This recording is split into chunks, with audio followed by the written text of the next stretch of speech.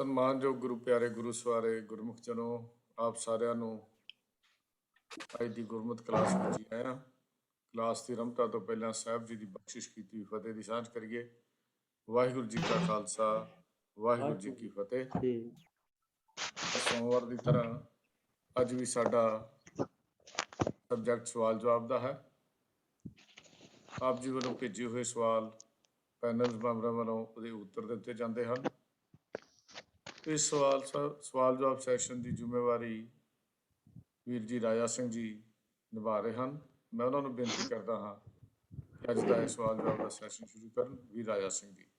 ਵਾਹਿਗੁਰੂ ਜੀ ਕਾ ਖਾਲਸਾ, ਵਾਹਿਗੁਰੂ ਜੀ ਕੀ ਫਤਿਹ। ਓਂਕਾਰ ਸਤਿਨਾਮ ਕਰਤਾ ਪੁਰਖ ਨਿਰਭਉ ਨਿਰਵੈਰ ਅਕਾਲ ਮੂਰਤ ਅਜੂਨੀ ਸੈਭੰ ਗੁਰ ਪ੍ਰਸਾਦ। ਵਾਹਿਗੁਰੂ ਵਾਹਿਗੁਰੂ ਵਾਹਿਗੁਰੂ ਵਾਹਿਗੁਰੂ ਵਾਹਿਗੁਰੂ। ਵਾਹਿਗੁਰੂ ਜੀ ਕਾ ਖਾਲਸਾ, ਵਾਹਿਗੁਰੂ ਜੀ ਕੀ ਫਤਿਹ। ਸਾਰੀ ਸੰਗਤ ਦਾ ਅੱਜ ਸਵਾਲ ਜਵਾਬ ਪ੍ਰੋਗਰਾਮ ਵਿੱਚ ਸਵਾਗਤ ਹੈ ਜੀ।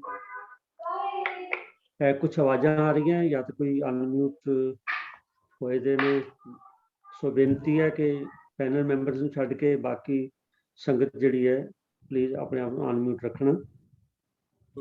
ਤੋ ਆਓ ਸਤਸੰਗੀਓ, ਸ਼ੁਰੂ ਕਰਨ ਤੋਂ ਪਹਿਲਾਂ ਮੈਂ ਪੈਨਲ ਮੈਂਬਰਸ ਨੂੰ ਬੇਨਤੀ ਕਰਾਂਗਾ ਵੀ ਉਹ ਸੰਗਤ ਨਾਲ ਫਤਿਹ ਸਾਂਝੀ ਕਰਨਗੇ। ਵੀਰ ਪ੍ਰਭ ਕੀਰਤਨ ਸਿੰਘ ਜੀ।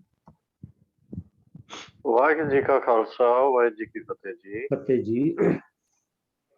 ਸਾਹ ਜਗੀਰ ਸਿੰਘ ਜੀ। ਵਾਹਿਗੁਰੂ ਜੀ ਕਾ ਖਾਲਸਾ, ਵਾਹਿਗੁਰੂ ਜੀ ਕੀ ਫਤਿਹ। ਸਾਹ MP ਸਿੰਘ ਜੀ। ਵਾਹਿਗੁਰੂ ਜੀ ਕਾ ਖਾਲਸਾ, ਵਾਹਿਗੁਰੂ ਜੀ ਕੀ ਫਤਿਹ। ਵਾਹਿਗੁਰੂ ਜੀ ਕੀ ਫਤਿਹ ਜੀ। ਭੈਣ ਮਨਿੰਦਰ ਕੌਰ ਜੀ।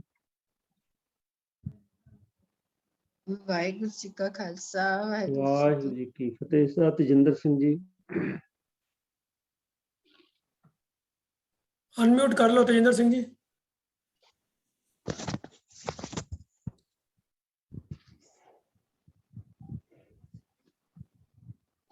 ਹਾਂਜੀ। ਵਾਹਿਗੁਰੂ ਜੀ ਕਾ ਖਾਲਸਾ, ਵਾਹਿਗੁਰੂ ਜੀ ਕੀ ਫਤਿਹ। ਸਾਹ ਕਿੱਕਰ ਸਿੰਘ ਜੀ। ਹਾਂਜੀ, ਵਾਹਿਗੁਰੂ ਜੀ ਕਾ ਖਾਲਸਾ, ਵਾਹਿਗੁਰੂ ਜੀ ਕੀ ਫਤਿਹ ਜੀ। ਤੋ ਸਾਧ ਸੰਗਤ ਜੀ, ਆਪ ਜੀ ਵੱਲੋਂ ਵੱਖ-ਵੱਖ ਵਿਸ਼ਿਆਂ ਤੇ ਜੋ ਸਵਾਲ ਹਰ ਵਾਰੀ ਭੇਜੇ ਜਾਂਦੇ ਨੇ, ਤੋ ਜਿਸ ਤਰ੍ਹਾਂ ਆਪ ਜੀ ਨੂੰ ਪਤਾ ਹੈ ਕਿ 2 ਦਿਨ ਪਹਿਲਾਂ ਭਾਵ ਸ਼ਨੀਚਰਵਾਰ ਸਵੇਰੇ ਪੈਨਲ ਮੈਂਬਰ ਜਿਹੜਾ ਉਹ ਜੁੜਦਾ ਔਰ ਆਪ ਵੱਲੋਂ ਭੇਜੇ ਸਵਾਲ ਜਿਹੜੇ ਨੇ ਉਹਨਾਂ ਨੂੰ ਵਿਚਾਰ ਕੇ ਜੋ ਵੀ ਸਾਨੂੰ ਪੋਸੀਬਲ ਉੱਤਰ ਉਹਦਾ ਲੱਭਦਾ ਗੁਰਬਾਣੀ ਦੇ ਆਧਾਰ ਤੇ, ਮਰਿਆਦਾ ਦੇ ਆਧਾਰ ਤੇ, ਉਹ ਲੈ ਕੇ ਤੁਹਾਡੇ ਸਾਹਮਣੇ ਪੇਸ਼ ਹੁੰਦੇ ਆ। ਤੋ ਬੇਨਤੀ ਕਰਦੇ ਹਾਂ ਕਿ ਜੋ ਉੱਤਰ ਲੱਭ ਕੇ ਲਿਆਉਂਦੇ ਆ ਉਹ ਸਿਰਫ ਸਾਡੀ ਕੋਸ਼ਿਸ਼ ਹੈ, ਉਹ ਬਿਲਕੁਲ ਠੀਕ ਨੇ ਜਾਂ ਨਹੀਂ ਸਤਿਗੁਰੂ ਜਾਣਦਾ ਹੈ, ਜਾਂ ਸੰਗਤ ਵਿੱਚੋਂ ਜੇ ਕਿਸੇ ਨੂੰ ਉਹਦੇ 'ਚ ਫੀਡਬੈਕ ਦੇਣੀ ਹੋਵੇ ਤੇ ਉਹ ਬਹੁਤ ਵੈਲਕਮ ਹੈ।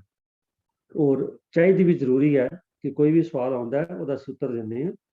ਠੀਕ ਹੈ ਤੇ ਠੀਕ ਹੈ, ਪਰ ਜੇ ਵੀਰ ਭੈਣ ਨੂੰ ਕੋਈ ਉਹਦੇ 'ਚ ਕੋਈ ਕਮੀ ਪੇਸ਼ੀ ਲੱਗੇ ਜਾਂ ਕਮੀ ਪੇਸ਼ੀ ਨਾ ਵੀ ਸਹੀ, ਆਪਣੇ ਨੂੰ ਕੋਈ ਹੋਰ ਸੁਝਾਅ ਉਸ ਵਿਸ਼ੇ ਬਾਰੇ ਦੇਣਾ ਚਾਹੇ ਤਾਂ ਉਹ ਵੈਲਕਮ ਹੈ। ਤੋ ਆਓ ਸਤਸੰਗੀਓ, ਆਪਾਂ ਸਵਾਲ ਜਵਾਬ ਵੱਲ ਚੱਲਦੇ ਹਾਂ। ਸਭ ਤੋਂ ਪਹਿਲਾ ਸਵਾਲ ਜਿਹੜਾ ਹੈ ਉਹ ਡਾਕਟਰ ਸੁੰਦਰ ਸਿੰਘ ਜੀ ਨੇ ਕਸ਼ਮੀਰ ਤੋਂ ਭੇਜਿਆ ਹੈ। ਪਿਛਲੇ ਹਫਤੇ ਇਹ ਸਵਾਲ ਥੋੜਾ ਲੇਟ ਆਇਆ ਸੀ, ਪੈਨਲ ਡਿਸਕਸ ਨਹੀਂ ਸੀ ਹੋ ਸਕਿਆ, ਇਸ ਲਈ ਅੱਜ ਪਹਿਲੇ ਉਹ ਲੈ ਰਹੇ। ਉਹਨਾਂ ਦਾ ਸਵਾਲ ਹੈ ਜੀ ਕਿ ਸ਼ਲੋਕ ਮਹਿਲਾ 9 ਵਿੱਚ ਲਫ਼ਜ਼ ਜਿਹੜਾ ਸੁਣ ਹੈ ਉਹ 2 ਤਰ੍ਹਾਂ ਨਾਲ ਲਿਖਿਆ ਮਿਲਦਾ, ਨੰਨੇ ਨੂੰ ਸਿਹਾਰੀ ਨਾਲ ਔਰ ਨੰਨੇ ਨੂੰ ਔਂਕੜ ਨਾਲ। ਤੋ ਸੁਣ ਤੇ ਸੁਣ, ਉਹ ਕਹਿੰਦੇ ਨੇ ਵੀ ਇਹ 2 ਅੱਖਰਾਂ ਮਿਲਦਾ ਵੀ ਆਇਆ ਇਹਨਾਂ ਦੇ ਅਰਥਾਂ 'ਚ ਵੀ ਕੋਈ ਫਰਕ ਹੈ ਜਾਂ ਉਚਾਰਨ 'ਚ ਕੋਈ ਫਰਕ ਹੈ ਜਾਂ ਠੀਕ ਹੈ। ਤੋ ਸਰ ਕਿੱਕਰ ਸਿੰਘ ਜੀ ਇਸ ਬਾਰੇ ਸਾਨੂੰ ਜਾਣਨਾ ਪਾਉਣ। ਅਨਮਿਊਟ ਕਰ ਲਓ ਜੀ ਕਿੱਕਰ ਸਿੰਘ ਜੀ।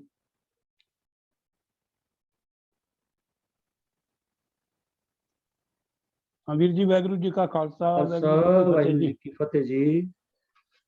ਹਾਂਜੀ ਵੀਰ ਜੀ, ਜੋ ਇਹ ਸਵਾਲ ਆਇਆ ਹੈ ਇਹ ਸੁਣ ਨੰਨੇ ਨੂੰ ਸਿਹਾਰੀ ਨਾਲ ਵੀ ਹੈ ਤੇ ਔਂਕੜ ਨਾਲ ਵੀ ਹੈ। ਖਾਸ ਕਰਕੇ ਜੋ ਸ਼ਲੋਕ ਮਹਲਾ 9 ਦੇ ਸ਼ਲੋਕ ਹੈ, ਜਿਨ੍ਹਾਂ ਨੂੰ ਅਸੀਂ ਭੋਗ ਦੇ ਸ਼ਲੋਕ ਵੀ ਕਹਿ ਦਿੰਦੇ ਹਾਂ, ਉਹਨਾਂ ਦੇ ਵਿੱਚ ਇਹ ਬਾਰ-ਬਾਰ ਨਾਲ ਹੀ ਆਏ ਆ ਤੇ ਤਕਰੀਬਨ ਇਹ 12-13 ਵਾਰੀ ਰਿਪੀਟ ਹੁੰਦੇ ਆ। ਤਕਰੀਬਨ ਇਹ 20 ਕੁ ਸ਼ਲੋਕਾਂ ਦੇ ਵਿੱਚ ਇਹ ਵਰਤੇ ਗਏ ਆ ਤੇ ਉੱਥੇ ਇਹਨਾਂ ਦੇ ਦੋਨੋਂ ਰੂਪ ਦੇਖਣ ਨੂੰ ਮਿਲਦੇ ਆ। ਜਿਹੜਾ ਇਹ ਸ਼ਬਦ ਸੁਣ ਹੈ, ਇਹ ਦੋਵੇਂ ਅਰਥ ਰੱਖਦਾ ਹੈ। ਇਹ ਹੁਕਮੀ ਭਵਿੱਖਤ ਕਾਲ ਦੀ ਕਿਰਿਆ ਵੀ ਹੈ, ਇਹ ਭਾਈ ਤੂੰ ਸੁਣ, ਹੇ ਮੇਰੇ ਮਨ ਸੁਣ, ਤੇ ਇਹ ਸੁਣ ਕੇ ਵੀ ਹੈ, ਸੰਬੰਧਕੀ ਅਰਥ ਵੀ ਦਿੰਦਾ ਹੈ। ਜਿਵੇਂ ਕਿ ਪਹਿਲਾਂ ਆਪਾਂ ਸੰਬੰਧਕੀ ਅਰਥ ਦੀ ਗੱਲ ਕਰਦੇ ਹਾਂ। ਸੂਰਦਾਸ ਦੀ ਬਾਣੀ ਵਿੱਚ ਆਸਾ ਮਹਲਾ ਪਹਿਲਾ, ਸੁਣ ਵੱਡਾ ਆਖੈ ਸਭ ਕੋਈ। ਇੱਥੇ ਜਿਹੜਾ ਇਹਦਾ ਅਰਥ ਹੈ ਉਹ ਸੰਬੰਧਕੀ ਹੈ, ਸੁਣ ਕੇ, ਨਾਣੇ ਨੂੰ ਸਿਹਾਰੀ ਨਾਲ ਸੰਬੰਧਕੀ ਅਰਥ ਹੈ, ਸੁਣ ਵੱਡਾ ਆਖੈ ਸਭ ਕੋਈ। ਸੋ ਸਪਸ਼ਟ ਹੋ ਗਿਆ ਕਿ ਇਹਦਾ ਅਰਥ ਸੁਣ ਕੇ ਵੀ ਹੈ। ਲੇਕਿਨ ਜਦੋਂ ਅਸੀਂ ਸ਼ਲੋਕ ਮਹਲਾ 9 ਦੀ ਬਾਣੀ ਦੇਖਦੇ ਹਾਂ, ਉਸ ਤੋਂ ਪਹਿਲਾਂ 12 ਮਾਹ ਤੁਖਾਰੀ ਰਾਗ ਦੇ ਵਿੱਚ ਗੁਰੂ ਸਾਹਿਬ ਦਾ ਉਚਾਰਨ ਕੀਤਾ ਹੋਇਆ ਹੈ। ਉਹਦੇ ਵਿੱਚ ਵੀ ਉਹਨਾਂ ਨੇ ਤੂੰ ਸੁਣ ਕਿਰਤ ਕਰਮਾ ਪੁਰਬ ਕਮਾਇਆ, ਇਸੇ ਪਦੇ ਦੇ ਵਿੱਚ ਉਹਨਾਂ ਨੇ ਤਕਰੀਬਨ ਇਹ 2 ਵਾਰੀ ਸ਼ਬਦ ਵਰਤਿਆ ਹੈ। ਦੋਨੋਂ ਵਾਰੀ ਨਾਣੇ ਨੂੰ ਸਿਹਾਰੀ ਨਾਲ ਹੈ। ਹੇ ਪ੍ਰਮਾਤਮਾ ਜੀ, ਹੇ ਮੇਰੇ ਸੁਆਮੀ, ਤੂੰ ਸੁਣ ਕਿਰਤ ਕਰਮਾ ਪੁਰਬ ਕਮਾਇਆ, ਸਿਰ ਸਿਰ ਸੁਖ ਸਹਮਾ ਦੇ ਸੋ ਤੂੰ ਭਲਾ। ਇਸ ਪਦੇ ਦੀ ਆਖਰੀ ਪੰਕਤੀ ਵਿੱਚ ਫਿਰ ਆਪਾਂ ਦੇਖਦੇ ਹਾਂ, ਨਾਨਕ ਪੰਥ ਨਿਹਾਲੇ ਸਾ ਧਨ, ਤੂੰ ਸੁਣ ਆਤਮ ਰਾਮਾ। ਇਹ ਜਿਹੜਾ ਤੂੰ ਸੁਣ ਆਤਮ ਰਾਮਾ, ਇਹ ਵੀ ਪਰਮਾਤਮਾ ਨੂੰ ਸੰਬੋਧਨ ਹੈ। ਹੇ ਮੇਰੀ ਆਤਮਾ ਦੇ ਰਾਮ, ਹੇ ਮੇਰੇ ਆਤਮਾ ਦੇ ਪਰਮਾਤਮਾ, ਜਿਹੜੀ ਇਹ ਜੀਵ ਰੂਪੀ ਇਸਤਰੀ ਹੈ, ਤੇਰਾ ਰਾਤਾ ਤੱਕ ਰਹੀ ਹੈ, ਨਿਹਾਰ ਰਹੀ ਹੈ, ਤੂੰ ਇਹ ਮੇਰੀ ਬੇਨਤੀ ਸੁਣ। ਸੋ ਇਸ ਤੋਂ ਸਪਸ਼ਟ ਹੋ ਜਾਂਦਾ ਹੈ ਕਿ ਜਿਹੜਾ ਨਾਣੇ ਨੂੰ ਸਿਹਾਰੀ ਹੈ, ਇਹ ਦੋਨੋਂ ਅਰਥ ਰੱਖਦਾ ਹੈ। ਸੁਣ ਵੀ ਹੁਕਮੀ ਭਵਿੱਖਤ ਕਾਲ ਦੀ ਕਿਰਿਆ ਤੇ ਸੁਣ ਕੇ ਵੀ। ਲੇਕਿਨ ਜਦੋਂ ਅਸੀਂ 9ਵੇਂ ਪਾਤਸ਼ਾਹ ਦੀ ਬਾਣੀ 'ਚ ਦੇਖਦੇ ਹਾਂ, ਇੱਥੇ ਸੁਣ ਕੇ ਕਿਤੇ ਵੀ ਨਹੀਂ ਆਇਆ। ਇੱਥੇ ਕੇਵਲ ਹੁਕਮੀ ਭਵਿੱਖਤ ਕਾਲ ਇੱਕ ਵਚਨ ਦੀ ਕਿਰਿਆ ਹੈ ਤੇ ਇਹਦੇ ਅੱਗੇ ਨਾ ਜੀ ਮਤਲਬ 3 ਰੂਪ ਹੋ ਜਾਂਦੇ ਆ ਜਿਹੜੀ ਕਿਰਿਆ ਦੇ ਆ। ਜਿਵੇਂ ਕਿ ਇੱਥੇ ਆਪਣਾ ਹੁਣ ਡਿਸਪਲੇ ਹੋ ਰਹੀਆਂ ਕੁਝ ਜਿਹੜੀਆਂ ਕਿਰਿਆਵਾਂ ਹੈਗੀਆਂ, ਜਿਵੇਂ ਹੁਣ ਉਚਰ ਹੈ, ਉੱਤਰ, ਇਹ ਸਾਰੀਆਂ ਔਂਕੜ ਨਾਲ ਆਉਂਦੀਆਂ। ਇੱਥੋਂ ਜਿਹੜੀ ਅਗਲੀ ਹੈ ਉਹ ਤਕਰੀਬਨ ਸਾਰੀਆਂ ਜਿਹੜੀਆਂ ਹਾਏ ਦੀ ਸਿਹਾਰੀ ਨਾਲ ਹੈ। ਤੇ ਇਹਨਾਂ ਦਾ ਜਿਹੜਾ ਤੀਜਾ ਰੂਪ ਹੈ, ਮੈਂ ਪੀ ਸਿੰਘ ਜੀ ਨੂੰ ਬੇਨਤੀ ਕਰਾਂਗਾ ਕਿ ਉਹ ਅੱਗੇ ਦਿਖਾ ਦੇਣ ਜੀ ਤੀਜਾ ਰੂਪ ਵੀ ਇਹਨਾਂ ਦਾ। ਹਾਂਜੀ, ਇਹ ਜੇਕਰ ਇਹ ਸਿੱਧੀਆਂ ਹੋ ਜਾਣ ਤਾਂ ਬੈਟਰ ਹੈ ਜੀ। MP ਸਿੰਘ ਜੀ, ਇਹ ਘੁੰਮ ਸਕਦੀ ਹੈ ਜੀ? ਹਾਂਜੀ, ਇਹਦੇ ਵਿੱਚ ਜੇ ਆਪਾਂ ਦੇਖੀਏ ਤਾਂ ਜਿਹੜਾ ਉੱਤਰ ਰਾਰੇ ਨੂੰ ਔਂਕੜ ਨਾਲ ਵੀ ਹੈ, ਭਾਵ ਉਤਰਨਾ, ਤੇ ਰਾਰੇ ਨੂੰ ਸਿਹਾਰੀ ਨਾਲ ਵੀ ਹੈ। ਸੁਣ ਨੰਨੇ ਨੂੰ ਔਂਕੜ ਨਾਲ ਵੀ ਹੈ ਤੇ ਸੁਣ ਨਾਣੇ ਦੀ ਸਿਹਾਰੀ ਨਾਲ ਵੀ ਹੈ। ਕਰ ਰਾਰੇ ਨੂੰ ਔਂਕੜ ਨਾਲ ਵੀ, ਇਹਦੇ ਦੋਨੋਂ ਰੂਪ ਆ ਜਾਂਦੇ ਆ। ਕੁਝ ਕਿਰਿਆਵਾਂ ਇਹੋ ਜਿਹੀਆਂ ਹੈ, ਇਹਨਾਂ ਦਾ ਅਰਥ ਭਾਵ ਇੱਕੋ ਹੀ ਹੈ, ਲੇਕਿਨ ਇਹਨਾਂ ਦੇ ਦੋਨੋਂ ਰੂਪ ਗੁਰਬਾਣੀ ਦੇ ਵਿੱਚ ਸਾਨੂੰ ਮਿਲਦੇ ਆ। ਨਾਣੇ ਦੀ ਸਿਹਾਰੀ ਨਾਲ 2 ਅਰਥ ਰੱਖਦੀ ਹੈ, ਲੇਕਿਨ ਜਦੋਂ ਨੰਨੇ ਨੂੰ ਔਂਕੜ ਹੈ, ਉਹਦਾ ਜਿਹੜਾ ਅਰਥ ਇੱਕੋ ਹੀ ਹੈ। ਹੇ ਪਰਮਾਤਮਾ ਜੀ ਮੇਰੀ ਬੇਨਤੀ ਸੁਣ, ਹੇ ਮੇਰੇ ਮਨ ਸੁਣ, ਹੇ ਭਾਈ, ਹੇ ਮੀਤ। ਜਿੱਥੇ ਸੰਬੋਧਨ ਵਾਚੀ ਹੁਕਮੀ ਭਵਿੱਖਤ ਕਾਲ ਦੀ ਇੱਕ ਵਚਨ ਦੀ ਕਿਰਿਆ, ਤੇ ਉੱਥੇ ਫਿਰ ਨੰਨੇ ਨੂੰ ਔਂਕੜ ਵੀ ਆਉਂਦੀ ਹੈ ਤੇ ਸਿਹਾਰੀ ਵੀ ਨਾਲ, ਦੋਨੋਂ ਰੂਪ ਹੀ ਆ ਜਾਂਦੇ ਆ। ਸੋ ਮੈਂ ਸਮਝਦਾ ਵੀ ਜਿਨ੍ਹਾਂ ਦਾ ਸਵਾਲ ਸੀ ਉਹਨਾਂ ਨੂੰ ਸਪਸ਼ਟ ਹੋ ਗਿਆ ਹੋਵੇ। ਫਿਰ ਵੀ ਅਗਰ ਕੋਈ ਇਹਦੇ ਬਾਰੇ ਹੋਰ ਸ਼ੰਕਾ ਜਾਂ ਉਹ ਆਪਾਂ ਅੱਗੇ ਹੋਰ ਵੀ ਵਿਚਾਰ ਕੀਤੀ ਜਾ ਸਕਦੀ ਹੈ ਜੀ। ਭੁੱਲ ਚੁੱਕ ਖਿਮਾ ਕਰਨੀ। ਵਾਹਿਗੁਰੂ ਜੀ ਕਾ ਖਾਲਸਾ, ਵਾਹਿਗੁਰੂ ਜੀ ਕੀ ਫਤਿਹ। ਉਮੀਦ ਹੈ ਡਾਕਟਰ ਸੁੰਦਰ ਸਿੰਘ ਜੀ, ਆਪ ਜੀ ਦੇ ਸਵਾਲ ਦਾ ਜਵਾਬ ਮਿਲ ਗਿਆ। ਤੋ ਸਾਧ ਸੰਗਤ ਜੀ, ਜਿੱਦਾਂ ਵੀਰ ਕਿੱਕਰ ਸਿੰਘ ਜੀ ਨੇ ਦੱਸਿਆ, ਸਾਨੂੰ ਵਿਆਕਰਨਕ ਜਾਣਕਾਰੀ ਹੋਣੀ ਬੜੀ ਜ਼ਰੂਰੀ ਹੈ। ਜਿਸ ਆਪਾਂ ਗੁਰਬਾਣੀ ਦਾ ਪਾਠ ਕਰਦੇ ਹਾਂ, ਉਹਨੂੰ ਸਮਝਣ ਲਈ ਜੇ ਵਿਆਕਰਨ ਦੀ ਸਾਨੂੰ ਜਿੰਨੀ ਸਮਝ ਆਏਗੀ, ਜੇ ਹੋਰ ਜਿਹੜਾ ਉਹ ਕਲੈਰਿਟੀ ਨਾਲ ਸਾਨੂੰ ਬਾਣੀ ਜਿਹੜੀ ਉਹਦੀ ਅੰਡਰਸਟੈਂਡਿੰਗ ਹੋਏਗੀ। ਹਾਲਾਂਕਿ ਕਈ ਪ੍ਰੇਮੀ ਇਸ ਗੱਲ ਦੇ ਵੀ ਬਜ਼ਿੱਦ ਨੇ ਵੀ ਵਿਆਕਰਣ ਦਾ ਕੋਈ ਬਹੁਤਾ ਰੋਲ ਨਹੀਂ ਹੈ। ਕਈ ਤਾਂ ਕਹਿੰਦੇ ਵਿਆਕਰਣ ਦਾ ਮਤਲਬ ਹੀ ਕੋਈ ਨਹੀਂ। ਪਰ ਖੈਰ ਸਾਰੇ ਜੋ ਸੰਗਤ ਵਿੱਚ ਬੈਠੇ ਨੇ ਮੇਰੇ ਵੀਰ ਭੈਣਾਂ, ਉਹ ਇਸ ਗੱਲ ਤੋਂ ਆਪ ਹੀ ਅੰਦਾਜ਼ਾ ਲਾ ਸਕਦੇ ਨੇ ਕਿ ਜੇ ਵਿਆਕਰਣ ਦੀ ਸਮਝ ਹੋਏਗੀ ਤਾਂ ਬਾਣੀ ਸਾਨੂੰ ਜ਼ਿਆਦਾ ਸੁਖੈਨ ਤਰੀਕੇ ਨਾਲ ਸਮਝ ਆ ਜਾਏਗੀ। ਤੋ ਵੀਰ ਕਿੱਕਰ ਸਿੰਘ ਆਪ ਜੀ ਦਾ ਧੰਨਵਾਦ, ਆਪ ਜੀ ਨੇ ਇਹ ਸਵਾਲ ਜਿਹੜਾ ਉਹ ਨਿਭਾਇਆ ਹੈ, ਸ਼ੁਕਰੀਆ। ਸੰਗਤ ਜੀ ਅਗਲਾ ਸਵਾਲ ਜਿਹੜਾ ਉਹ ਵੀ ਗੁਰਬਾਣੀ ਬਾਰੇ ਹੈ ਤੇ ਵੀਰ ਸੁਰਜੀਤ ਸਿੰਘ ਜੀ ਅੰਮ੍ਰਿਤਸਰ ਤੋਂ ਉਹਨਾਂ ਦਾ ਸਵਾਲ ਹੈ ਤੇ ਮੈਂ ਤੁਕ ਪੜ੍ਹ ਦਿੰਦਾ। ਨਾਇਕ ਏਕ ਬੰਜਾਰੇ 5 ਬਰਦ 25 ਸੰਗ ਕਾਜ 9 ਬਹੀਆਂ 10 ਗੋਣ ਆਹੇ ਕਸਨ 72 ਲਾਗੀ ਤਾਹੇ। ਉਹਨਾਂ ਨੇ ਪੁੱਛਿਆ ਵੀ ਇੱਥੇ ਇੱਕ ਸ਼ਾਹੂਕਾਰ 5 ਵਪਾਰੀ 21 ਬਲਦ 9 ਬਾਂਸ 10 ਬੋਰੀਆਂ ਤੇ 72 ਰੱਸੀਆਂ ਦੀ ਗੱਲ ਜਿਹੜੀ ਹੈ ਇਸ ਸ਼ਬਦ ਵਿੱਚ ਕੀਤੀ ਹੈ। ਤੋ ਇਹ ਸ਼ਬਦ ਕਿਉਂਕਿ ਜਿਹੜੇ ਭਗਤ ਬਾਣੀ ਦੇ ਸ਼ਬਦ ਨੇ ਭਾਵ ਜਿਹੜੇ ਭਗਤ ਸਾਹਿਬਾਨ ਨੇ ਰਚੇ ਨੇ, ਜਿਵੇਂ ਆਪਾਂ ਅੱਗੇ ਵੀ ਵਿਚਾਰ ਕਰਦੇ ਹਾਂ ਔਰ ਹਫ਼ਤੇ 'ਚ ਇੱਕ ਦਿਨ ਉਚੇਚੇ ਤੌਰ ਤੇ ਭਗਤਾਂ ਦੇ ਉਹ ਸ਼ਬਦ ਭਗਤ ਸਾਹਿਬਾਨ ਦੇ ਜਿਨ੍ਹਾਂ ਦੀ ਸ਼ਬਦਾਵਲੀ ਥੋੜੀ ਸਾਨੂੰ ਔਖੀ ਲੱਗਦੀ ਆਮ ਜਗਿਆਸੂ ਨੂੰ, ਉਹ ਅਸੀਂ ਇੱਕ ਵਿਚਾਰ ਕਰਦੇ ਹਾਂ ਹਫ਼ਤੇ। ਤਾਂ ਉਸੇ ਸੰਬੰਧ 'ਚ ਇਹ ਵੀ ਕਿਹਾ ਜਾ ਸਕਦਾ ਇਹ ਸਵਾਲ ਵੀ ਜਿਹੜਾ ਹੈ ਇਹਦੇ 'ਚ ਡੂੰਘੇ ਭਾਵ ਨੇ, ਉਹ ਸਮਝਣੇ ਬੜੇ ਜ਼ਰੂਰੀ ਨੇ। ਤੋ ਆਓ ਆਪਾਂ ਵੀਰ ਤੇਜਿੰਦਰ ਸਿੰਘ ਨੂੰ ਬੇਨਤੀ ਕਰਦੇ ਹਾਂ ਅਨਮਿਊਟ ਕਰਕੇ ਇਹ ਸਵਾਲ ਦਾ ਉੱਤਰ ਦੇ ਦਿੰਦੇ। ਵੀਰ ਜੀ ਅਨਮਿਊਟ ਕਰ ਲਓ।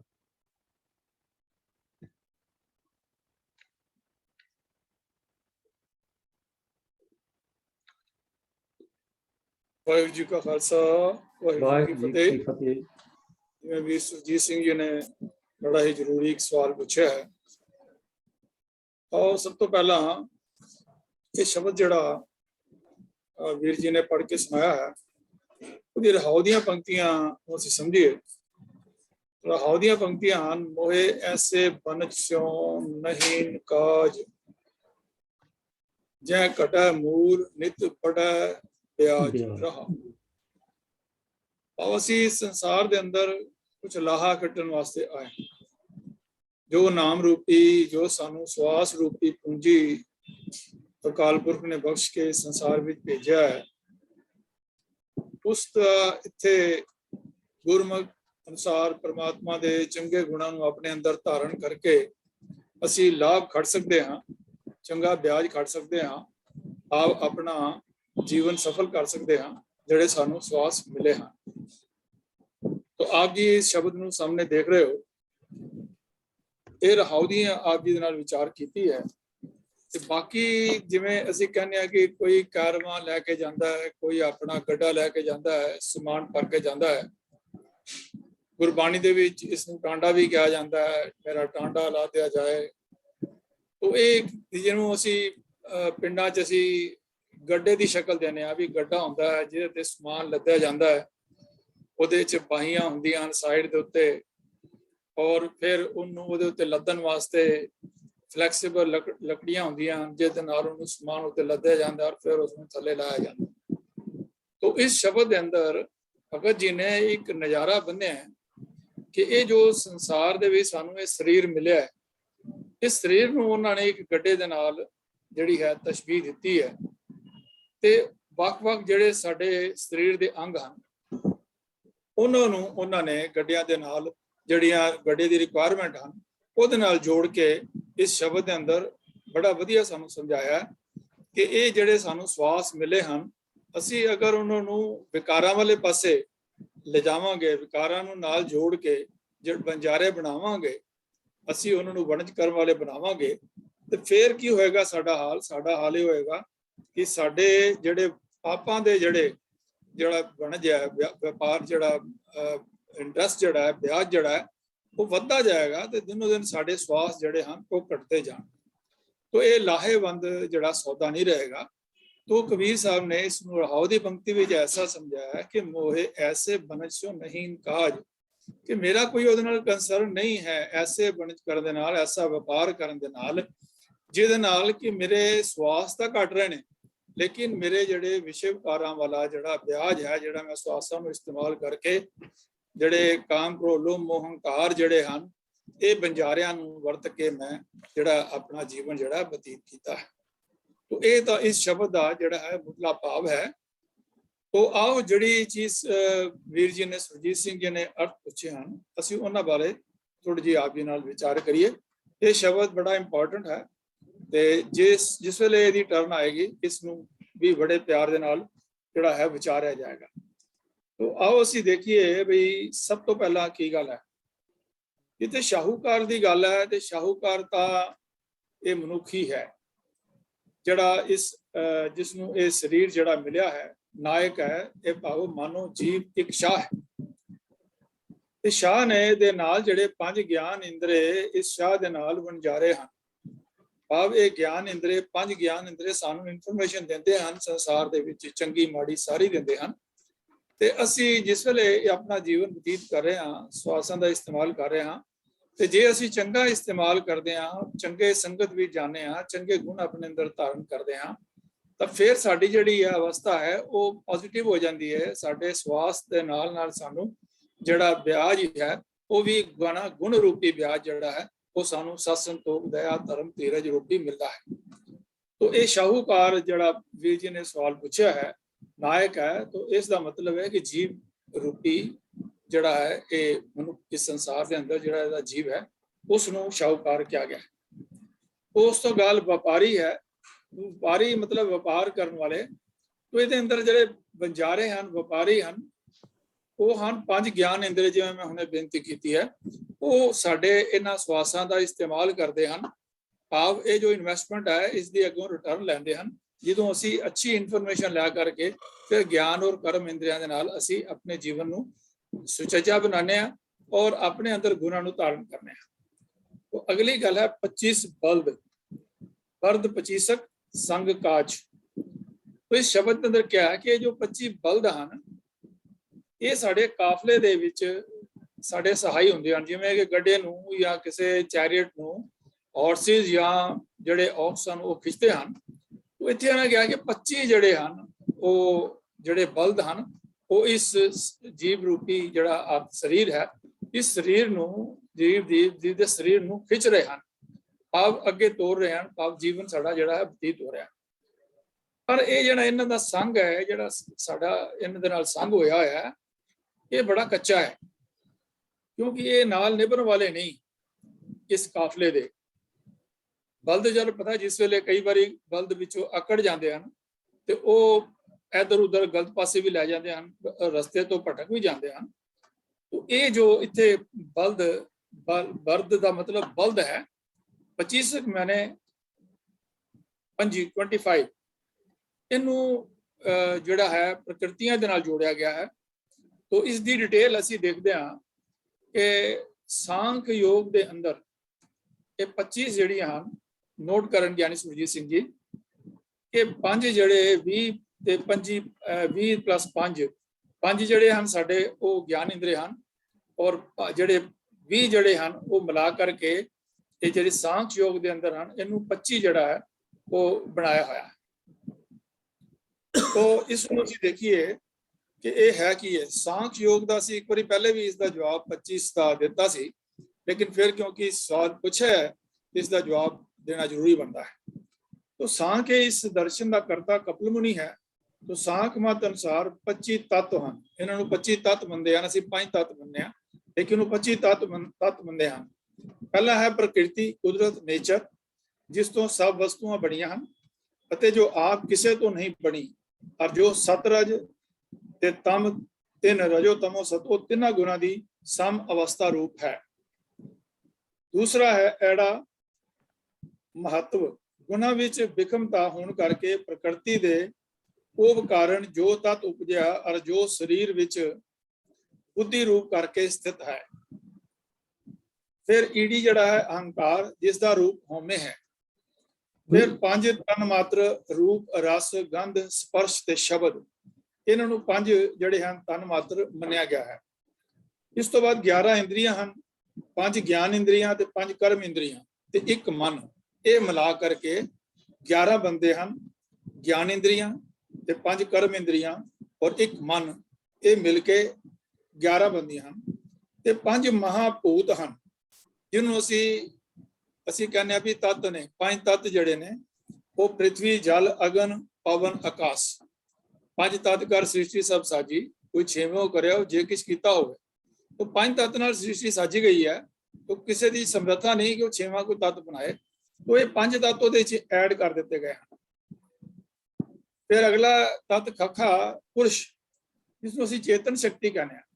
ਸਾਂਖਿਆ ਮਤ ਅਨੁਸਾਰ ਜਗਤ ਨਿੱਤ ਹੈ ਅਤੇ ਪ੍ਰਣਾਮ ਸਰੂਪ ਪ੍ਰਵਾਹ ਨਾਲ ਸਦਾ ਬਦਲਦਾ ਰਹਿੰਦਾ ਹੈ।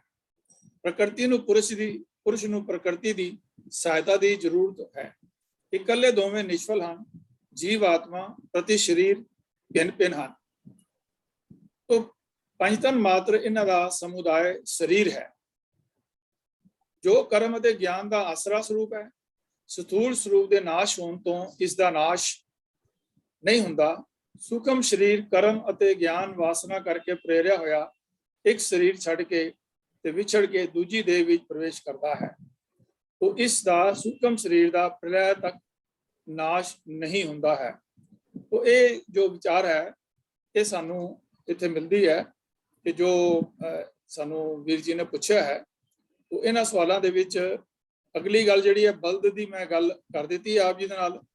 ਤੇ ਬਾਂਸ ਜਿਹੜੇ ਹਨ, ਬਾਂਸ ਉਹ ਹਨ ਜਿਹੜੇ ਸਾਡੇ ਜਿਹੜੀਆਂ ਬੋਨਸ ਹਨ ਉਹਨਾਂ ਨੂੰ ਇੱਥੇ ਜਿਹੜਾ ਹੈ ਉਹ ਬਾਂਸ ਕਰਕੇ ਜਿਹੜਾ ਹੈ ਉਹ ਮੰਨਿਆ ਗਿਆ ਹੈ। तो आओ जिथे शब्द ਵਿੱਚ ਲਿਖਿਆ ਹੈ ਉਸ ਨੂੰ ਵੀ ਅਸੀਂ ਦੇਖ ਲੈਂਦੇ ਹਾਂ। ਕਸਨ 72 ਨਾੜੀਆਂ ਛਟਾਂ ਸਿਉਣ ਲਈ। ਆਪ ਜਿੱਥੇ ਨਾੜੀਆਂ ਦੀ ਗੱਲ ਕੀਤੀ ਗਈ ਹੈ तो ਇਹ 72 ਨਾੜੀਆਂ ਜਿਹੜੀਆਂ ਹਨ ਇਹ ਸਰੀਰ ਨੂੰ ਖਿੱਚ ਕੇ ਰੱਖਦੀਆਂ ਹਨ। तो ਇਹ ਲੱਗੀਆਂ ਹੋਈਆਂ ਹਨ, ਇਹਨਾਂ ਇੰਦਰੀ ਰੂਪ ਛਟਾਂ ਨੂੰ ਲੱਗੀਆਂ ਹੋਈਆਂ ਹਨ ਤਾਂ ਕਿ ਇਹਨਾਂ ਨੂੰ ਖਿੱਚ ਕੇ ਰੱਖਣ। तो ਇਸ ਤੋਂ ਬਾਅਦ 9 ਗੋਲਕਾਂ ਦੀ ਗੱਲ ਕੇ 9 ਸਰੋਤ ਕੀਤੇ ਗਿਆ। 9 ਸਰੋਤ ਉਹੀ ਹਨ ਜਿਹੜੇ ਸਰੀਰ ਦੇ ਜਿਹੜੇ 9 ਜਿਹੜੇ ਅੱਖਾਂ, ਕੰਨ, ਨੱਕ, ਮੂੰਹ ਔਰ ਜਿਹੜੇ ਇੰਦਰੀ ਹਨ, ਸਪਰਸ਼ ਹੈ ਔਰ ਲਿੰਗ ਔਰ ਗੁਦਾ ਹਨ। तो ਇਹ ਜਿਹੜੇ 9 ਇੰਦਰੀ, 9 ਦਰਵਾਜ਼ੇ, 10ਵਾਂ ਦਵਾਰ ਦੀ ਜਿਹੜੀ ਗੱਲ ਕੀਤੀ ਆਨੰਦ ਸਾਹਿਬ ਵਿੱਚ। तो ਇਹ 9 ਸਰੋਤ ਉਹ ਹਨ ਜਿੱਥੋਂ ਅਸੀਂ ਜਿਹੜੇ ਕਰਮ ਜਿਹੜੇ ਕਰਦੇ ਹਾਂ ਔਰ ਗਿਆਨ ਵੀ ਪ੍ਰਾਪਤ ਕਰਦੇ ਹਾਂ। ਸੋ ਇਸ ਦੇ ਬਾਅਦ ਅਸੀਂ ਦੇਖਦੇ ਹਾਂ ਵੀ ਜਿਹੜੀ ਵੀਰ ਜੀ ਨੇ ਹੋਰ ਇਸ ਦਾ ਅਰਥ ਪੁੱਛਿਆ ਹੈ ਕਿ 10 ਬੋਰੀਆਂ ਹਨ, 10 ਬੋਰੀਆਂ ਹਨ, ਛੱਟਾਂ ਹਨ ਜਿਹਦੇ ਵਿੱਚ ਅਸੀਂ ਸਮਾਨ ਭਰਦੇ ਹਾਂ। ਭਾਵੇਂ 10 ਜਿਹੜੇ ਹਨ ਉਹੀ ਕਰਮ ਇੰਦਰੀ ਔਰ ਗਿਆਨ ਇੰਦਰੀ ਹਨ ਜਿਨ੍ਹਾਂ ਦੇ ਵਿੱਚ ਅਸੀਂ ਇਨਫੋਰਮੇਸ਼ਨ ਆਪਣੀ ਸਟੋਰ ਕਰਦੇ ਹਾਂ। ਤੇ 72 ਰੱਸਿਆਂ ਦੀ ਨਾੜੀਆਂ ਦੀ ਮੈਂ ਐਕਸਪਲੇਨੇਸ਼ਨ ਆਲਰੇਡੀ ਆਪ ਜੀ ਨੂੰ ਦੇ ਦਿੱਤੀ ਹੈ। तो ਆਸ ਹੈ ਵੀਰ ਸੁਰਜੀਤ ਸਿੰਘ ਜੀ ਨੂੰ ਇਹ ਇਨਫੋਰਮੇਸ਼ਨ ਜਿਹੜੀ ਹੈ ਉਹ ਸੈਟੀਸਫਾਈ ਕਰੇਗੀ। ਫਿਰ ਵੀ ਅਗਰ ਉਹਨਾਂ ਦਾ ਕੋਈ ਸਵਾਲ ਹੋਵੇਗਾ ਤਾਂ ਉਸ ਨੂੰ ਜ਼ਰੂਰ ਲੈ ਲਿਆ ਜਾਏਗਾ। ਵਿਚਾਰ ਕਰਦਿਆਂ ਹੋਈਆਂ ਗਲਤੀਆਂ ਦੀ ਖਿਮਾ ਮੰਗਦਾ ਹੋਇਆ ਫਤਿਹ ਬੁਲਾਣਾ ਹਾਂ। ਵਾਹਿਗੁਰੂ ਜੀ ਕਾ ਖਾਲਸਾ, ਵਾਹਿਗੁਰੂ ਜੀ ਕੀ ਫਤਿਹ। ਬੜੇ ਡੂੰਘੇ ਭਾਵਾਂ ਵਾਲਾ ਇਹ ਸ਼ਬਦ ਹੈ ਜੀ। ਔਰ ਵੀਰ ਜੀ ਨੇ ਜਿਹੜੀਆਂ ਤੁਕਾਂ ਦੀ ਕਲੈਰੀਫਿਕੇਸ਼ਨ ਸਾਧ ਸੁਰਜੀਤ ਸਿੰਘ ਨੇ ਮੰਗੀ ਹੈ ਉਹ ਪੂਰੀ ਵਿਸਥਾਰ ਸਹਿਤ ਸਾਨੂੰ ਦਿੱਤੀ ਹੈ। ਵੀਰ ਜੀ ਆਪ ਜੀ ਦਾ ਧੰਨਵਾਦ। ਤੋਂ ਸਾਧ ਸੰਗਤ ਜੀ ਅਖੀਰ ਗੱਲ ਤੇ ਇਹ ਹੈ ਕਿ ਮਹਾਰਾਜ ਨੇ ਸਾਨੂੰ ਬਾਣੀ 'ਚ ਬੜਾ ਸਪਸ਼ਟ ਆਖਿਆ ਕਿ ਪ੍ਰਾਣੀ ਤੂੰ ਆਇਆ ਲਾਹਾ ਲੈਣ ਲੱਗਾ ਕਿਤ ਕੁ ਫਕੜੇ ਸਭ ਮੁਕਦੀ ਚਲੀ ਜਾਏ। ਸਾਨੂੰ ਖਿਆਲ ਕਰਨਾ ਚਾਹੀਦਾ ਕਿ ਅਸੀਂ ਜਿਵੇਂ ਇਸ ਸ਼ਬਦ 'ਚ ਵਣਜਾਰੇ ਦੀ ਗੱਲ ਆਈ ਹੈ, ਹਰੇਕ ਜੀਵ ਇਸ ਸੰਸਾਰ ਵਿੱਚ ਵਣਜ ਕਰਨਾ ਹੁੰਦਾ ਹੈ ਔਰ ਵਾਹਿਗੁਰੂ ਜੀ ਨੇ ਸਵਾਸਾਂ ਦੀ ਪੂੰਜੀ ਸਾਨੂੰ ਰਾਸ ਦਿੱਤੀ ਹੈ। ਤੋ ਉਸ ਰਾਸ ਭਾਵ ਸਵਾਸਾਂ ਦੀ ਪੂੰਜੀ ਜਿਹੜੀ ਹੈ ਉਹਨੂੰ ਚੰਗੇ ਪਾਸੇ ਵਰਤੀਏ, ਆਪਣੇ ਭਲੇ ਲਈ, ਸੰਸਾਰ ਦੇ ਭਲੇ ਲਈ ਵਰਤੀਏ। ਇਹ ਸਾਡਾ ਜ਼ਿੰਦਗੀ ਦਾ ਮਕਸਦ ਹੋਣਾ ਚਾਹੀਦਾ ਹੈ। ਗੁਰਬਾਣੀ ਸਾਡੇ ਤੋਂ ਆਸ ਰੱਖਦੀ। ਤੋ ਇੱਕ ਵਾਰੀ ਫੇਰ ਵੀਰ ਜੀ ਦਾ ਧੰਨਵਾਦ ਕਰਦਾ ਹੋਇਆ ਤੇ ਅਗਲੇ ਸਵਾਲ ਵੱਲ ਚੱਲਦਾ ਸਾਧ ਸੰਗਤ ਜੀ। ਅਗਲਾ ਸਵਾਲ ਜਿਹੜਾ ਹੈ ਉਹਦੇ ਵਿੱਚ ਸਵਾਲ ਬੜਾ ਛੋਟਾ ਜਿਹਾ ਪਰ ਉਹਦਾ ਅਰਥ ਬੜਾ ਡੂੰਘਾ ਹੈ। ਸਵਾਲ ਪੁੱਛਣ ਵਾਲੇ ਪੁੱਛਦੇ ਜੀ ਕਈ ਅਨਮਤੀ ਸਾਨੂੰ ਇਹ ਸਵਾਲ ਕਰਦੇ ਨੇ ਵੀ ਜਿਹੜੇ ਤੁਸੀਂ 5 ਕਕਾਰ ਧਾਰਨ ਕਰਦੇ ਹੋ ਇਹ ਵੀ ਦਿਖਾਵਾ ਭਾਵ ਬਾਹਰੀ ਦਿਖਾਵੇ ਲਈ ਹੈ ਜਾਂ ਕੋਈ ਇਹ ਵੀ ਭੇਖ ਦੀ ਧਾਰਨ ਕਰਨਾ ਤਾਂ ਨਹੀਂਗਾ। ਤੋ ਖੈਰ ਹਰ ਇੱਕ ਮਨੁੱਖ ਨੂੰ ਪੂਰੀ ਆਜ਼ਾਦੀ ਹੈ ਕਿ ਉਹ ਆਪਣੀ ਗੱਲ ਕਵੇ। ਤੋ ਇਸੇ ਤਰ੍ਹਾਂ ਜਿਹੜੇ ਦੂਸਰੇ ਕੋਈ ਸਾਡੇ ਵੀਰ ਭੈਣਾਂ ਨੇ ਉਹ ਕਈ ਵਾਰੀ ਸਾਡੇ ਆਪਣੇ ਮਨ 'ਚ ਕਈ ਵਾਰ ਐਸਾ ਖਿਆਲ ਆ ਜਾਂਦਾ ਜਿਸ ਵੇਲੇ ਅਸੀਂ ਗੱਲਾਂ ਪੜ੍ਹਦੇ ਵੀ ਆਇਆ ਇਹ ਜਿਹੜੀ ਅਸੀਂ 5 ਕਕਾਰੀ ਵਰਦੀ ਧਾਰਨ ਕਰਦੇ ਹਾਂ। ਕਿਉਂਕਿ ਮੈਨੂੰ ਖਿਮਾ ਕਰਨਾ ਅੱਜ ਸਾਡਿਆਂ ਚੋਂ ਬਹੁਤ ਗਿਣਤੀ ਜਿਹੜੀ ਹੈ ਉਹ ਇਸ 5 ਕਕਾਰਾਂ ਨੂੰ ਤਲਾਂਜਲੀ ਦੇ ਚੁੱਕੀ। ਜੇ ਅੱਜ ਦੀ ਤਰੀਕ ਵਿੱਚ ਤੁਸੀਂ ਸਰਵੇ ਕਰੋ ਤਾਂ ਤੁਸੀਂ ਦੇਖ ਲਓ ਵੀ ਕਿੰਨੇ ਪਰਸੈਂਟੇਜ ਸਾਡੇ ਚੋਂ ਜਿਹੜੇ ਨੇ ਉਹ, ਮੈਂ ਸਿਰਫ ਸਿੱਖ ਸੰਗਤ ਦੀ ਗੱਲ ਕਰਾਂਗਾ, ਉਹਨਾਂ ਚੋਂ ਅੰਮ੍ਰਿਤ ਧਾਰੀ ਨੇ। ਜਦ ਕਿ ਪ੍ਰਥਮ ਰਹਿਤ ਜਾਂ ਜਾਨ ਖੰਡੇ ਕੀ ਪਾਹੁਲ ਛਕੈ। ਸਿੱਖ ਧਰਮ ਵਿੱਚ ਦਾਖਲਾ ਹੀ ਖੰਡੇ ਕੀ ਪਾਹੁਲ ਨਾਲ, ਤੇ ਆਪਾਂ ਕਿੰਨੇ ਕੁ ਜੇ ਦਾਖਲ ਹੀ ਨਹੀਂ ਹੋਏ, ਗਿਣਤੀ ਬੜੀ ਵੱਡੀ ਹੈ। ਔਰ ਇਸ ਕਰਕੇ ਇਹ ਸਵਾਲ ਆਉਣਾ ਵੀ ਲਾਜ਼ਮੀ ਹੈ। ਔਰ ਬਾਕੀ ਅਨੁਮਤੀ ਛੱਡ ਕੇ ਮੈਂ ਤਾਂ ਸਮਝਾਂਗਾ ਸਾਡੀ ਆਪਣੇ ਮਤ ਵਾਲੇ ਵੀ ਜਿਹੜੇ ਨੇ ਇਹੋ ਜਿਹੇ ਸਵਾਲ ਕਈ ਵਾਰ ਘਰ ਬੈਠਦੇ ਨੇ ਜਾਂ ਸੋਚ ਬੈਠਦੇ ਨੇ। ਮੈਂ ਬੇਨਤੀ ਕਰ ਰਿਹਾ ਵੀ ਹਰਜੀਤ ਸਿੰਘ ਜੀ, ਇਹਨਾਂ ਨੇ ਅੱਗੇ ਵੀ ਸਿੱਖ ਰਹਿਤ ਮਰਿਆਦਾ ਦਾ ਟੌਪਿਕ ਬੜੇ ਵਿਸਥਾਰ ਸਹਿਤ ਸਾਡੇ ਨਾਲ ਸਾਂਝਾ ਕੀਤਾ, ਇਸ ਲਈ ਉਹਨਾਂ ਨੂੰ ਬੇਨਤੀ ਕੀਤੀ ਹੈ ਵੀ ਇਹਦਾ ਉੱਤਰ ਵੀ ਉਹ ਕਿਰਪਾ ਕਰਕੇ ਦੇਣ। ਹਰਜੀਤ ਸਿੰਘ। ਵਾਹਿਗੁਰੂ ਜੀ ਕਾ ਖਾਲਸਾ ਵਾਹਿਗੁਰੂ ਜੀ ਕੀ ਫਤਿਹ। ਇਸ ਸਵਾਲ ਦਾ ਉੱਤਰ ਲੱਭਣ ਲਈ ਜਾਂ ਵਿਚਾਰਨ ਲਈ ਸਭ ਤੋਂ ਪਹਿਲਾਂ ਭੀਖ ਦੀ ਪਰਿਭਾਸ਼ਾ ਦਾ ਸਮਝਣਾ ਜ਼ਰੂਰੀ। ਭੀਖ ਕੀ ਹੁੰਦਾ ਹੈ? ਭੀਖ ਜੋ ਦਿਸਦਾ ਹੈ ਉਹ ਸਾਡੇ ਅੰਦਰ ਨਾ ਹੋਵੇ। ਭੀਖ ਦਾ ਮਤਲਬ ਕੀ ਹੈ? ਦਿਖਾਵਾ, ਬਾਹਰ ਦਾ ਭੀਖ, ਸਿਰਫ ਬਾਹਰ ਮੁਖੀ ਹੋਣਾ। ਗੁਰੂ ਕਾਲ ਨੇ, ਗੁਰੂ ਸਾਹਿਬਾਨ ਨੇ ਜਦੋਂ ਸਿੱਖ ਦੀ ਘਾਟ ਘੜੀ ਹੈ ਤਾਂ ਉਹਨੂੰ ਅੰਦਰ ਗੁਣਾਂ ਦਾ ਵਾਸਾ ਕੀਤਾ ਹੈ, ਉਹਨੂੰ ਬਾਹਰੀ ਭੀਖ ਤੱਕ ਸੀਮਿਤ ਨਹੀਂ ਰੱਖਿਆ। ਸਤਿਗੁਰੂ ਗੁਰੂ ਨਾਨਕ ਦੇਵ ਮਹਾਰਾਜ ਨੇ ਜਨੇਊ ਦਾ ਵਿਰੋਧ ਨਹੀਂ ਸੀ ਕੀਤਾ, ਜਨੇਊ ਪਾਉਣ ਵਾਲੇ ਉਹਨਾਂ ਦਾ ਵਿਰੋਧ ਕੀਤਾ ਸੀ ਜਿਨ੍ਹਾਂ ਦੇ ਅੰਦਰ ਕੇਵਲ ਭੀਖ ਬਣ ਗਿਆ ਸੀ। ਇਹਦਾ ਮਤਲਬ ਜੀਵਨ ਦੀ ਘਾਟ ਜਾਂ ਉਹ ਗੁਣ ਧਾਰਨ ਨਹੀਂ ਸੀ ਕੀਤੇ ਜਿਹੜੇ ਗੁਣ ਧਾਰਨ ਕਰਨ ਲਈ ਉਹਨਾਂ ਦਾ ਜਨੇਊ ਉਹਨਾਂ ਨੂੰ ਆਖਦਾ ਸੀ। ਸਤਿਗੁਰੂ ਜੀ ਨੇ ਕਿਸੇ ਦੇ ਧਰਮ ਦੇ ਉੱਤੇ ਚੋਟ ਨਹੀਂ ਮਾਰੀ, ਸਿਧਾਂਤ ਦੀ ਗੱਲ ਕੀਤੀ ਹੈ ਵੀ ਅਗਰ ਤੁਸੀਂ ਇਹਨੂੰ ਪਹਿਨਦੇ ਹੋ, ਪਾਉਂਦੇ ਹੋ, ਤੇ ਅੰਦਰ ਉਹ ਗੁਣ ਵੀ ਧਾਰਨ ਕਰੋ ਜਿਨ੍ਹਾਂ ਦੀ ਖਾਤਰ ਤੁਸੀਂ ਜਨੇਊ ਪਹਿਨਿਆ ਹੈ। ਜੇ ਪਹਿਨ ਕੇ ਵੀ ਤੁਸੀਂ ਊਚ ਨੀਚ ਦੇ ਵਿਤਕਰੇ ਅੰਦਰ, ਜਾਤ ਪਾਤ ਦੇ ਵਿਤਕਰੇ ਅੰਦਰ, ਬ੍ਰਾਹਮਣ ਤੇ ਸ਼ੂਦਰ ਦੇ ਵਿਤਕਰੇ ਅੰਦਰ ਵੰਡੇ ਰਹੇ ਤਾਂ ਫਿਰ ਇਹ ਭੀਖ ਬਣ ਜਾਏਗਾ। ਇਸ ਦਾ ਮਤਲਬ ਸਪਸ਼ਟ ਹੈ ਕਿ ਜਿਹੜੀ ਚੀਜ਼ ਬਾਹਰੋਂ ਹੋਰ ਹੋਵੇ, ਅੰਦਰੋਂ ਹੋਰ ਹੋਵੇ, ਜਿਹਨੂੰ ਅਸੀਂ ਜੀਉ ਮੈਲੇ ਉਹਦੀ ਗੱਲ ਕਰਦੇ ਹਾਂ। ਪਰ ਗੁਰੂ ਜੀ ਨੇ ਜਿਹੜੀ ਸਿੱਖ ਦੀ ਘਾਟ ਘੜੀ ਉਹ ਇਹ ਨਹੀਂ ਘੜੀ। ਇਹ ਜੀਉ ਨਿਰਮਲ, ਬਾਹਰੋਂ ਨਿਰਮਲ ਦੀ ਘੜੀ, ਦੋਨਾਂ ਦੀ ਘੜੀ। ਬਾਹਰੋਂ ਤਾਂ ਨਿਰਮਲ, ਜੀਉ ਨਿਰਮਲ, ਸਤਿਗੁਰੂ ਤੇ ਕਰਨੀ ਕਮਾਣੀ ਦੀ ਘਾਟ ਘੜੀ ਹੈ। ਗੁਰਬਾਣੀ ਨੇ ਸਾਡੀ ਜਿਹੜੀ ਘਾਟ ਘੜੀ ਹੈ। ਇਹ ਗੁਣਾਂ ਦਾ ਜਦੋਂ ਅੰਦਰ ਵਾਸਾ ਹੁੰਦਾ ਹੈ ਤੇ ਉਹਨੂੰ ਬਚਾਉਣ ਦੇ ਲਈ ਇੱਕ ਵਾੜ ਕੀਤੀ ਜਾਂਦੀ ਹੈ। ਗੁਣਾਂ ਦੇ ਜਿਹੜੇ ਅੰਦਰ ਗੁਣ ਹੁੰਦੇ ਨੇ ਕਿ ਇਹਨੂੰ ਬਾਹਰੀ ਨੁਕਸਾਨ ਜਾਂ ਹੋਰ ਕੌਮਾਂ ਵਿੱਚ ਇਹ ਜਜ਼ਬ ਨਾ ਹੋ ਜਾਣ, ਜਾਂ ਇੱਥੋਂ ਦੇ ਬਹੁ ਗਿਣਤੀ ਜਿਹੜੇ ਹਨ ਉਹ ਇਹਨਾਂ ਅੰਦਰਲੇ ਗੁਣਾਂ ਦੀ ਜਿਹੜੀ ਸਾਡੇ ਅੰਦਰ ਵਾੜ ਕੀ ਹੈ ਉਹਨੂੰ ਬਾਹਰ ਦੀ ਵਾੜ ਕਰਨੀ ਬੜੀ ਜ਼ਰੂਰੀ ਹੈ। ਤਾਂ ਜਿਹੜੇ 5 ਕਕਾਰ ਗੁਰੂ ਸਾਹਿਬ ਜੀ ਨੇ ਬਖਸ਼ੇ, ਇਹ ਸਾਡੇ ਅੰਦਰਲੇ ਗੁਣਾਂ ਦਾ ਬਾਹਰੀ ਪ੍ਰਤੀਕ ਹੈ ਵੀ ਇਸ ਸਿੱਖ, ਇਸ ਕਕਾਰ ਧਾਰਨ ਵਾਲੇ ਦੇ ਅੰਦਰ ਇਹ ਗੁਣ ਜਿਹੜੇ ਹਨ ਉਹ ਹਨ। ਇਹਨਾਂ ਕਕਾਰਾਂ ਨੇ ਜਿੱਥੇ ਸਾਨੂੰ ਨਿਆਰਾਪਨ ਬਖਸ਼ਿਆ, ਉਹਦੇ ਨਿਆਰੇਪਨ ਦੀ ਰਾਖੀ ਲਈ ਪੰਥ ਨੂੰ, ਸਿੱਖ ਪੰਥ ਨੂੰ ਇੱਕ ਸੂਤਰਾਂ ਦੇ ਵਿੱਚ ਵੀ ਬੰਨ੍ਹ ਦਿੱਤਾ। ਏਕੇ ਦਾ ਸੂਤਰ ਹੈ ਸਾਡਾ, ਇੱਕ ਸਾਰਤਾ ਦੀ ਗੱਲ ਹੈ। ਇਹਨਾਂ ਕਕਾਰ ਧਾਰਨ ਕਰਨ ਵਾਲਿਆਂ ਦਾ ਇੱਕੋ ਪਿਤਾ, ਇੱਕੋ ਮਾਤਾ, ਇੱਕੋ ਜਨਮ ਸਥਾਨ। ਇਹਨਾਂ ਦਾ ਹਰ ਸਿੰਘ ਦੇ ਬੱਚੇ ਦੇ, ਸਿੰਘ ਤੇ ਬੱਚੀ ਦੇ ਕੌਰ ਲਫ਼ਜ਼ ਲਾਉਣ ਦੀ ਗੱਲ ਕੀਤੀ। ਇਹਦੇ ਪਿੱਛੇ ਵੀ ਇਹੀ ਭਾਵਨਾ ਸੀ ਕਿ ਇਹਨਾਂ ਦੇ ਵਿੱਚ ਇਕਸਾਰਤਾ ਦੀ ਗੱਲ ਆਵੇ, ਇਹਨਾਂ ਦੇ ਅੰਦਰ ਤੇ ਬਾਹਰਲੇ ਗੁਣ ਪ੍ਰਗਟ ਹੋਣ। ਜਿੱਥੇ ਇੱਕੋ ਵਿਚਾਰਧਾਰਾ ਨੂੰ ਅਪਣਾਉਣ ਵਾਲਿਆਂ ਨੂੰ, ਜਿਨ੍ਹਾਂ ਨੇ ਇੱਕ ਵਿਚਾਰਧਾਰਾ ਨੂੰ ਗੁਰਮਤਿ ਦਾ ਆਪਣੇ ਜੀਵਨ ਵਿੱਚ ਆਧਾਰ ਬਣਾ ਲਿਆ ਸੀ, ਉਹਨਾਂ ਨੂੰ ਬਾਹਰੀ ਸਰੂਪ ਵੀ ਗੁਰੂ ਸਾਹਿਬ ਜੀ ਨੇ ਇੱਕੋ ਜਿਹਾ ਕਰ ਦਿੱਤਾ। ਇਹਦਾ ਮਤਲਬ ਇਹਨਾਂ ਦਾ ਬਾਹਰੀ ਪ੍ਰਗਟਾਵਾ ਕੀ ਸੀ, ਸਰੂਪ ਕਿਉਂ ਮਿਲਿਆ ਕਿ ਇਹਨਾਂ ਦੇ ਅੰਦਰ ਆ ਗੁਣ ਆ ਚੁੱਕੇ ਹਨ। ਇਹਨਾਂ ਦਾ ਜੀਵਨ ਇਸ ਤਰ੍ਹਾਂ ਘੜਿਆ ਗਿਆ ਹੈ ਕਿਉਂਕਿ ਗੁਰੂ ਸਾਹਿਬ ਜੀ ਨੇ ਜੀਵਨ ਘੜਿਆ ਸਾਡਾ। 5 ਕਕਾਰ ਬਖਸ਼ੇ, ਕਕਾਰ, ਕੇਸ, ਕੰਘਾ, ਕੜਾ, ਕਛਹਿਰਾ, ਕਿਰਪਾਨ। ਇਹ ਸਿੱਖਾਂ ਦੇ ਅੰਦਰੋਂ ਭਿੰਨ ਭੇਦ ਖਤਮ ਕਰਕੇ ਆਪਸੀ ਪਿਆਰ ਇਹਨਾਂ ਦੇ ਪੈਦਾ ਕਰਦੇ ਹਨ। ਇਹ ਊਚ ਨੀਚ ਦੇ ਭੇਦ ਤੋਂ ਉੱਪਰ ਉੱਠ ਕੇ ਇਹ ਇੱਕ ਐਸਾ ਸਾਡੇ ਅੰਦਰ ਆਪਸੀ ਭਰਾਤਰੀ ਭਾਵ, ਜਿਹਨੂੰ ਅਸੀਂ ਲਫ਼ਜ਼ ਵਰਤਦੇ ਹਾਂ, ਭਰਾਤਰੀ ਪੈਦਾ ਕਰਦੇ ਹਨ। ਔਰ ਦੂਜਿਆਂ ਤੋਂ ਜਿਹੜੇ ਇਸ ਮਾਰਗ ਤੇ ਨਹੀਂ ਚੱਲੇ, ਉਹਨਾਂ ਨਾਲੋਂ ਸਾਨੂੰ ਅਲੱਗ ਵੀ ਇੱਕ ਦਿੱਖ ਸਾਡੀ ਪ੍ਰਗਟ ਕਰਦੇ ਹਨ ਵੀ ਇਹ ਗੁਰੂ ਦੇ ਹੋ ਗਏ ਹਨ, ਗੁਰੂ ਵਾਲੇ ਬਣ ਗਏ ਹਨ, ਇਹ ਗੁਰੂ ਦੇ ਮਾਰਗ ਤੇ ਚੱਲਣ ਵਾਲੇ ਪਾਂਧੀ ਹਨ। ਇਹ ਕਕਾਰ ਭੇਖ ਉਦੋਂ ਬਣਦੇ ਨੇ ਜਦੋਂ ਸਾਡਾ ਬਾਹਰੀ ਕੇਵਲ ਦਿਖਾਵਾ ਰਹਿ ਜਾਂਦਾ ਤੇ ਅਸੀਂ ਇਹ ਕਕਾਰਾਂ ਵਿੱਚ ਬਖਸ਼ੀ ਹੋਈ ਜੀਵਨ ਜਾਚ ਧਾਰਨ ਨਹੀਂ ਕਰਦੇ। ਉਦੋਂ ਇਹ ਵੀ ਭੇਖ ਬਣ ਜਾਂਦੇ ਹਨ।